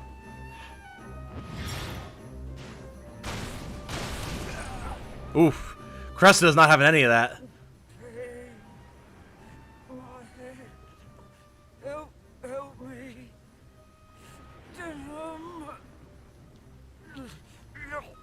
Oof. Oof. Guys, no! That's so brutal, man. Oh, Lord. And I think he dropped a death card on top of that, which is just very interesting. Oh, luck card, which is also used to be death. Jeez. Absolute savagery right now. Does water / fire dragon still have the firewalk weight in water? I think so.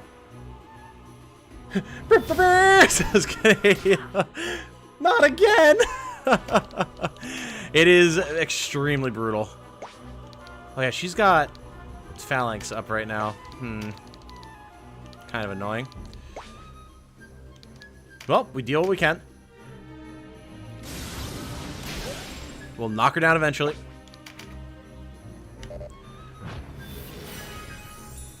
Olivia, if you would do me a favor and exercise this lad, that would be great. Thank you. The unluckiest character drops a luck card, Lamau. It's poetry. You can't make this shit up, man. And then this guy picks it up. No remorse.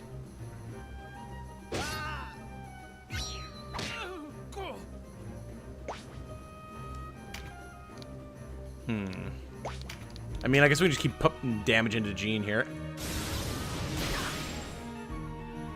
And then get ourselves an HP card. Why not? Bum, ba, bum, ba, dum, ba, ba, da, da, da, da, da, da, da.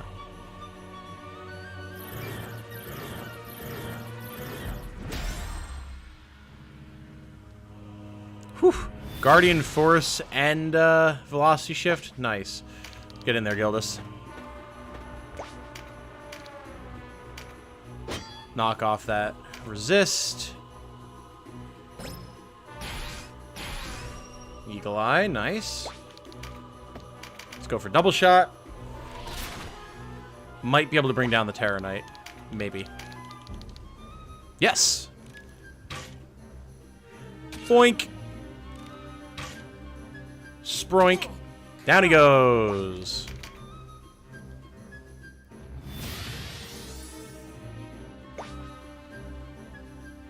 He hasn't been using it, lol. See ya, Hamon. Bye-bye. Go now to Eternal Peace.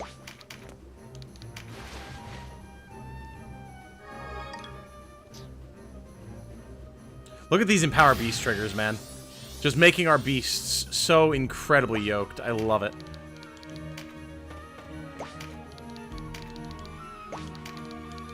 Oh, yeah, definitely Scorpion Shot. Oh. Wait, no, it's gonna hit Gildas!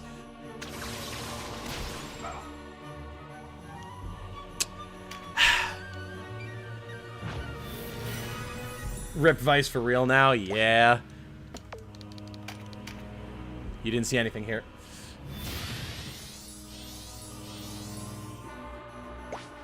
May as well just target the knight. I love this animation, by the way. That's super cool. And she's stunned now, too. Oh, no. Dun dun dun dun dun dun dun dun dun dun dun. Major heal for Gildas.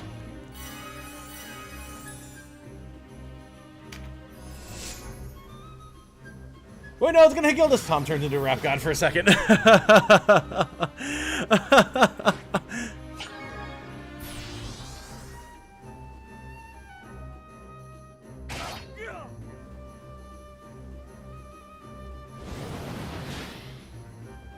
Come on, give me Aqua Veil, damn it.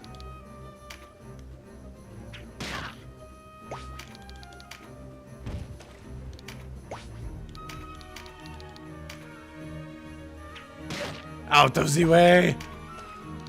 Stupid knight. Get down there, Canopus. Candlewhoopus! Go to work. Not a lot of damage, but it's fine. Brian, get the crit. 2 strength and ups and a crit. Brian is on the warpath right now. Unfortunately, not a lot of damage he can do, so he's just going to clear out the Rampart Shadow. Oh, and it actually dropped a card. Interesting. Can't say I was expecting that. Did I go Law or Chaos? I am Chaos. Part of the reason being that it's the only way that you can recruit this character that we're working on getting right now.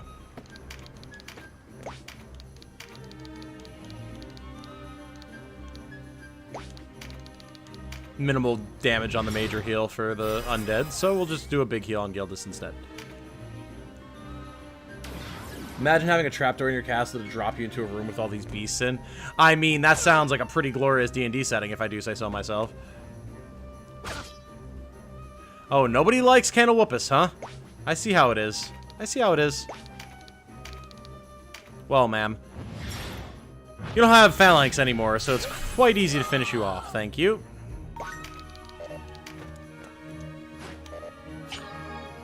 Keep bumping camera controls. Nah.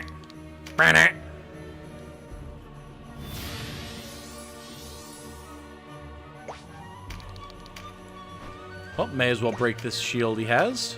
Boink. Now everyone else can hit him. Let's go.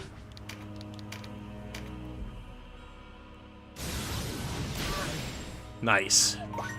That's the damage we're talking about. Drain life working on an undead also makes no sense. It's got no life law. Exactly, but it keeps the gameplay experience smooth, and sometimes that's more important. I don't like Candlewhoopus, though. You don't like Canopus? But he's great. Surround him! Don't let him get away!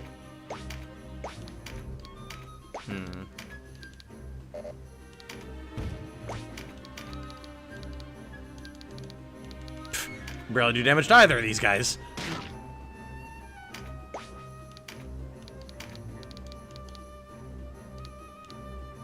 I've got too many of my team around for Poison Rain now. Bonk. It's not much, but it's honest work.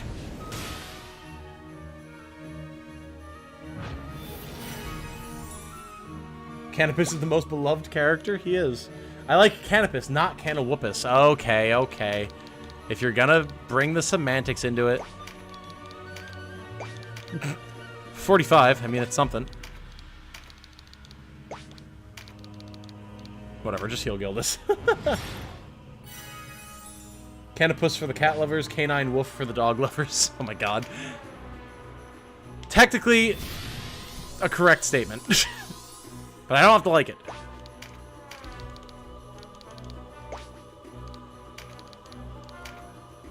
May as well weaken him.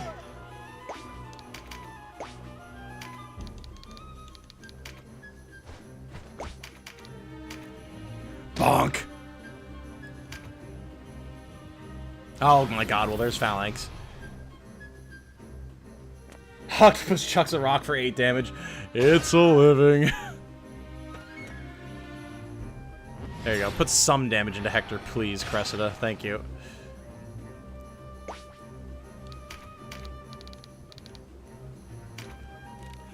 We've almost got him down. So tanky.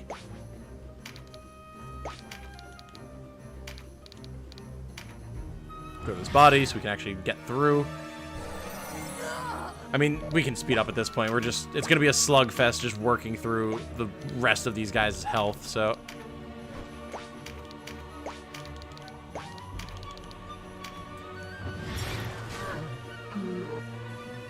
Ooh, card. A vitality card. Ah, breach. Let's go. Oh, and Denim's turn. Oh, boy. If he only has one card, whatever. A real slobber knockering. Oh, yes. Nice. Love to see the pincer trigger.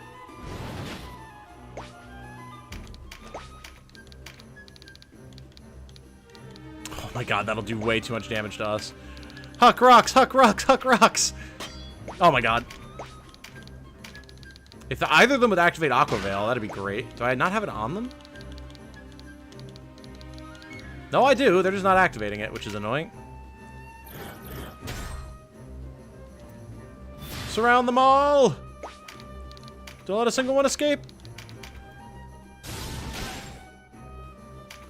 He's going down eventually, guys. I promise.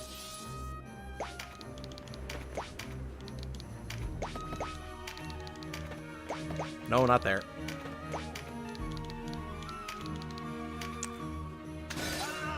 How many finishers can Hector tank?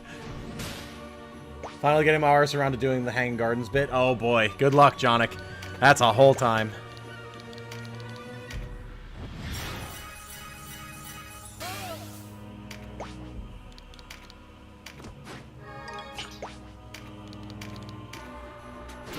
Imagine if he didn't have Phalanx 2 on right now, he'd be dead 3 times over.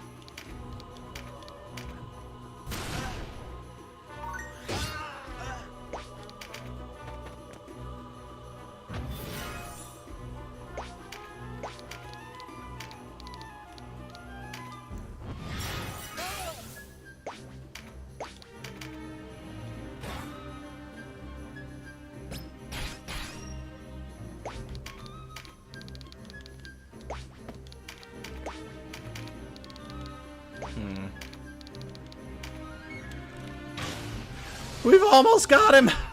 He's almost down!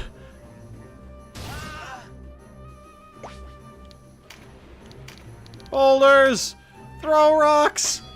Throw rocks! My god, he's parrying everything! Just die! There he goes. Done. Jeez.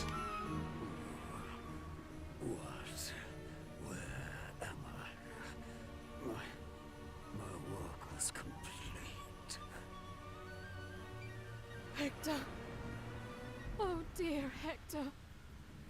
So noble a man should not be reduced to this. Why are you sad, Cressida?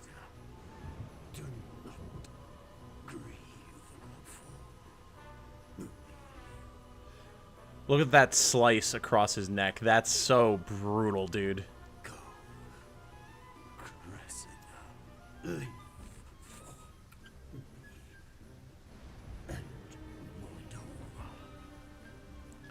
Moldova. And that is that. Got a nice what you call Ronnie. Nice. What else could I have done? I will never forgive you, Nibeth.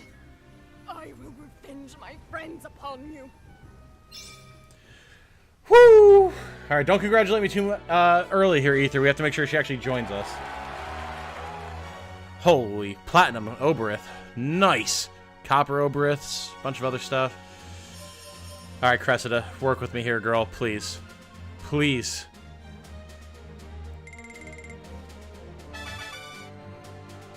It's gonna be a bunch of XP charms. 1 XP charm. Auber up for Stuart. Okay, come on. Fingers crossed, everybody. Cressida was your name. Necromancer Nibeth is no stranger to you, is he? What happened to Nibeth in this battle? We knocked him down by half health, and he said, nah, I'm out. I've got more important stuff to do. Turned into a raven and bravely ran away, yes. New player here. How important are stat element weaknesses, and are they worth considering when attacking a character with a weak element too? Earlier, useful. Later on, it's just fun little bonus damage when you get the chance. It seems to always be 10 damage, so don't worry about it too much. Fingers, toes, everything crossed, ladies and gentlemen. No, he is no stranger. He is my father, and I am his disciple. You practice necromancy. You mean to say that I defiled the bodies and souls of the departed? God, I love her voice so much. It's the perfect voice for her. Holy shit. Until today, I might have said no. What I do is for the benefit of my people. Thus, I truly believed. I was wrong. Where I thought we ushered in happiness, I find only horror and despair. But you can use your powers for good with me. My father insists it's because his research is incomplete. But how can any good come from such evil? He merely inflicts pain on those who deserve peace. Can there be no rest for those he has raised? Even should they kill every man who ever wronged them, those who return with hatred in place of their soul will never know peace. There is no past for them, no future. They live forever in the moment of their own death. I may not believe in the dream of divine salvation, but this is a nightmare. I am guilty for tying them to this twisted mockery of a life. I have no words to express my remorse. You will not be judged by me. Venom knows. He knows what's up. He knows forgiveness. And let's be honest here. Like, this is a woman, not like abused in the typical sense, but manipulated, and that's a form of abuse, by Nybeth, into seeing things a certain way when it seems like the reality might not be that. Or at least as far as the evidence presented to us entails, the evidence is not that. Can you really blame her for that? Especially, she's young. She's only like 18, 19, I think. You will not be judged by me. You do not deserve to be judged here, in this place. Necromancy is a dark art, but you know this now. Instead, I would judge Nybeth, who shows none of your repentance. If you would stop him, perhaps you can help us. You murdered my mother and sister. True. But no, I will put that aside until until Nybeth is slain. I will help you. Easy clap! We did it, ladies and gentlemen. It has occurred.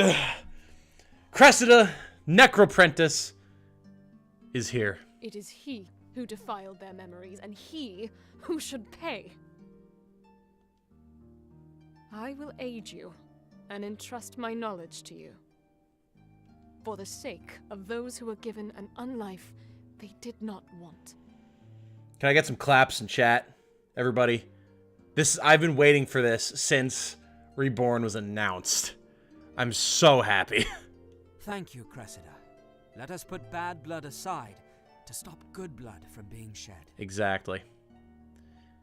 Like, not only do I love Cressida, but all of these... Oh, Necroprentice marks, let's go! Not only do I love Cressida, but just all of the story beats here are so emblematic of my views on things and the reason why I love the Chaos route so much. It's perfect writing. It's perfect characters, wrapped up in an incredible battle, all the drama, all the tragedy. Magnificent. Cressida wants to join the party. Dark Element, has a Balder Mace, has all of the gear. Word of Pain 2, Meteor Strike 2, Poison Cloud, and Petra Burst. Cannot wait to see what her skills are going to be. Welcome, my dear, to the army. To be fair, they were going to murder her and were murdering us. Well, not even just then, but like earlier in the story, they attacked us when they were alive. Like, not our fault. Doesn't mean we get necromancy marks now. Aw, yeah, buddy. We have to see how many we got. But I can at least make Slag my character. Are necromancers any good? They're quite good. They're quite good. Not only are they adept dark magic casters, they have good stats, and they get a bunch of buff stuff for undead, their own unique abilities, and can recruit undead. So yes, they're quite good. Time to go grab a skeleton and ghost. Oh yeah, baby. Now kiss. If only, right? If only. No, now I need to make Jane cosplay Cressida. That'd be ideal. All the claps in chat. Thank you, everybody. Very much appreciated. Hope Jane covered her ears during this. No. She simps over female characters far more than I do. We're going to be very honest here. 170 int and 140 mind. Damn. Oh, yeah, baby. Oh, yeah. Look at this absolute unit. 421 magic damage. Let's compare, shall we? Let's compare to, say... Where's Bane? 365 magic attack. Yep. She's the bomb. Time to go Lich. Soon. Lamau Jane cosplay. I mean, we've already been talking about doing Tactics Ogre cosplays, so it would be dope. And I mean, Cressida would be a great character for her, I feel like. Just wondering, when would Sistina's sister join my party because she didn't after the Oz fight? I think she only joins on Chaos. But it might be later in the chapter as well. I don't remember Neutral that well, nobody. So I'm going to use her? Yes. Yes, I am. Just watch out if anything has exorcism and or undead is stilled. Very true. Very true. We do have to watch for that. Okay, so what are your skills? What do the skills look like in this? Because we don't... Necromancy used to be its own magic class, but that doesn't seem to be the case anymore. So I'm assuming it's all in skills. Yes! It is. Okay, nice. Consecrate Dead. Prevent stilled undead units from being revived. Can be negated with Animate Dead.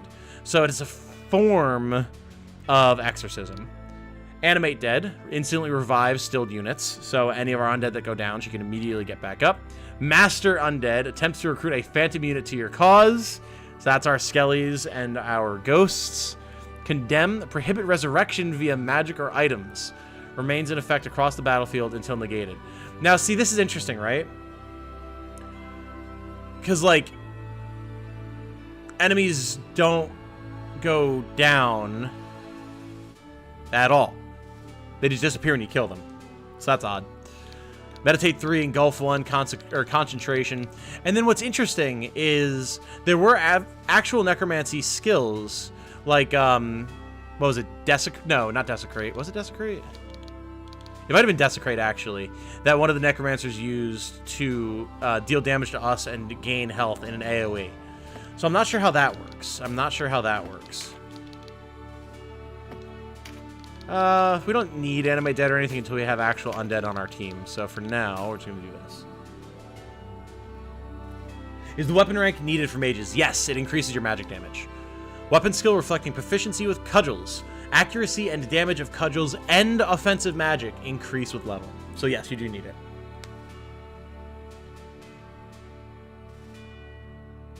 Can you handle your IRL waifu becoming your Tactics Ogre waifu? What do you think the benefit of cosplay is, Meku? Come on. Collecting all the ingredients for necromancy kind of sucked on PSP. Yeah, I'm curious to see how it's going to work here. Because that is definitely true. That is a giant pain. Also, all these random Golgostani are getting kicked out.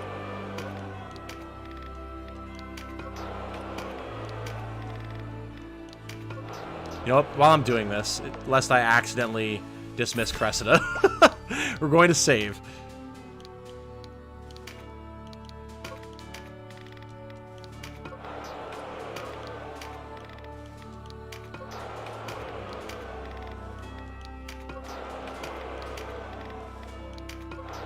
Thank you for your service, everyone.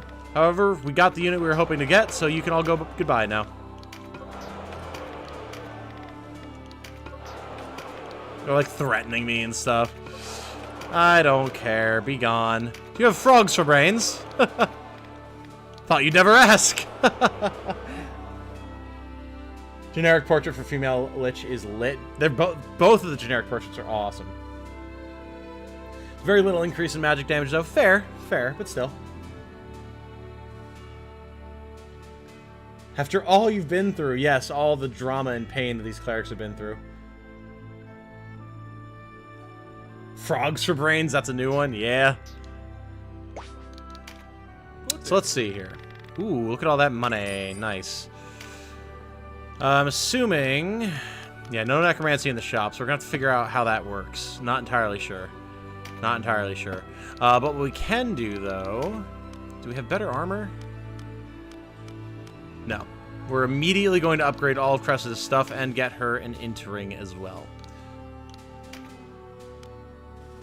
Oh, wait, did we get an Exarch staff for her? Hold up. I think we did off one of the drops, didn't we? We did. Ooh. Nice. Look at how fast she is, too. 86 RT. Oh, brother. I mean, it's going to be lower once we, or higher once we upgrade her stuff, but still. Good day.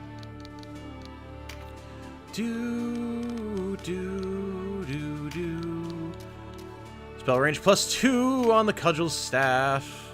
Or the Exarch staff, I should say. Nice. And then Wizard's Hat. We might as well do both of them. And Magus Robes. Just give the word. Dang, I didn't realize that none of Olivia's stuff was upgraded. Whoops. Just give the word. Well, that explains some things. Just give the word. Beautiful. And we need Ring of Intellect +1. Wait. Oh, I need to make a Ring of Intellect. You sure? You sure? What do you say? What do you say? And then Ring of Mind for Olivia. Say. What do you say? Just give.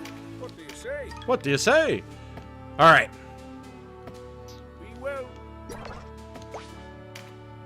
And she is all set up. 442 magic damage with nothing else. That's so sick. Found chapter 4 somewhat a slog. So many battles, but the level cap stays at 36 for a long time now. Yeah, you just gotta power through. There's like a lot of side quest stuff and everything, but it's just there's a lot going on. Another goal should be to get access to a Lich so you can recruit Umbras and eventually make zombie beasts and dragons. Oh yes, don't you worry. That is definitely on the list. Ring of Mind also. Do we have an upgraded Balder Mace for her? We do not. Okay, let's make that really quick. Good day. Nope, not auction.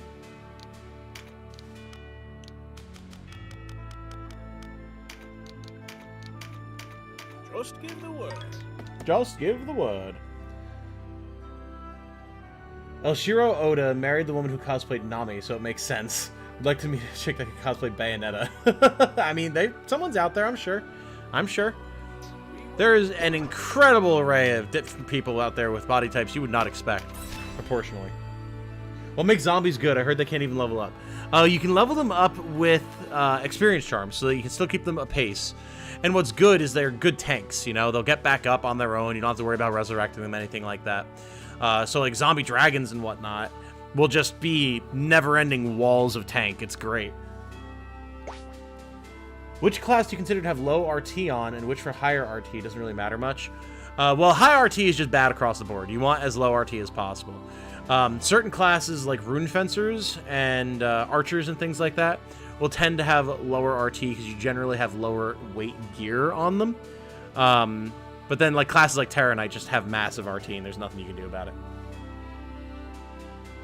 Some easy liches to recruit in the pirate graveyard. Ooh, we're definitely gonna have to do that. Definitely gonna have to do that. Well, let's check the Warren report. Because there's probably some stuff going on, at least some things to read. Ooh, Legend of the Ogre Battle. Ooh. In times long past, mankind was engaged in a bitter battle with the forces of evil for supremacy over the land. Man drew strength from their gods, while the forces of evil suckled at the power of the abyss. In the end, the people could do nothing against the overwhelming might of evil, and were pushed to the brink of destruction. It was at this time a group of 3 knights and 12 sages descended from the heavens and sealed the Chaos Gate that linked our world with the abyss. The tide was turned, and man emerged victorious. Thus, man came to rule and build the civilizations that stand today. The battle won, the 3 knights returned to their heavens, while the 12 sages remained to spread knowledge among the people. However, a burden yet weighed on their hearts. With the forces of evil fled, they foretold another ogre battle would occur. One of the knights bestowed a sword upon man that would grant the power to call the gods once more. The sword's name was Brynhildr. It is said that he who wields the blade can speak with the gods, and traveled to the heavens and the abyss. The sword became an object of worship and was hidden away until a second ogre battle saw need of its powers.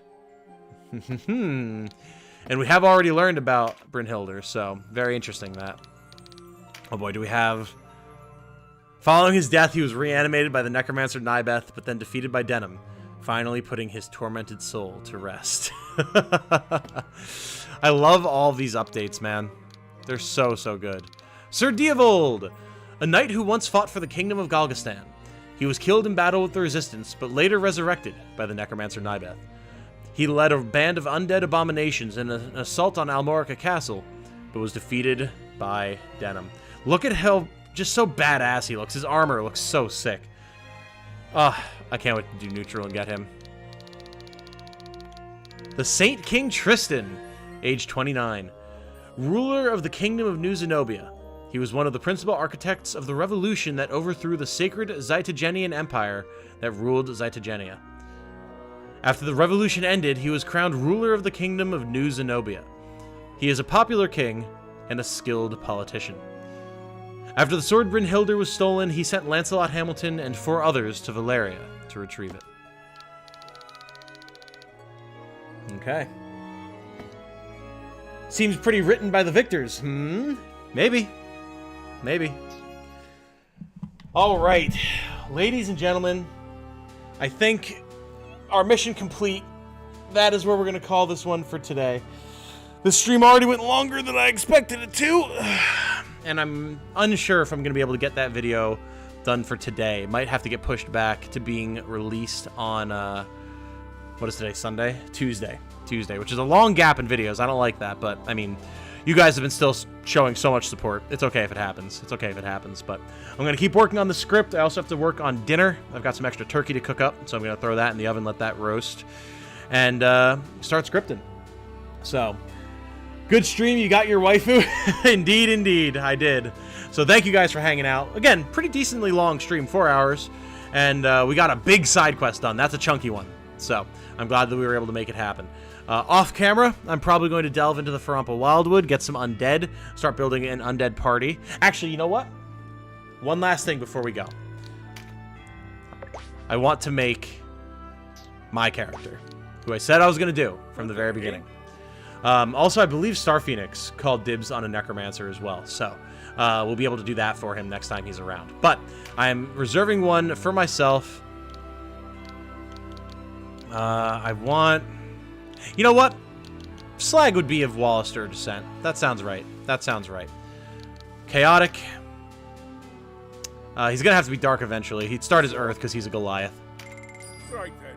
Right then. I didn't change his name! No! Shit!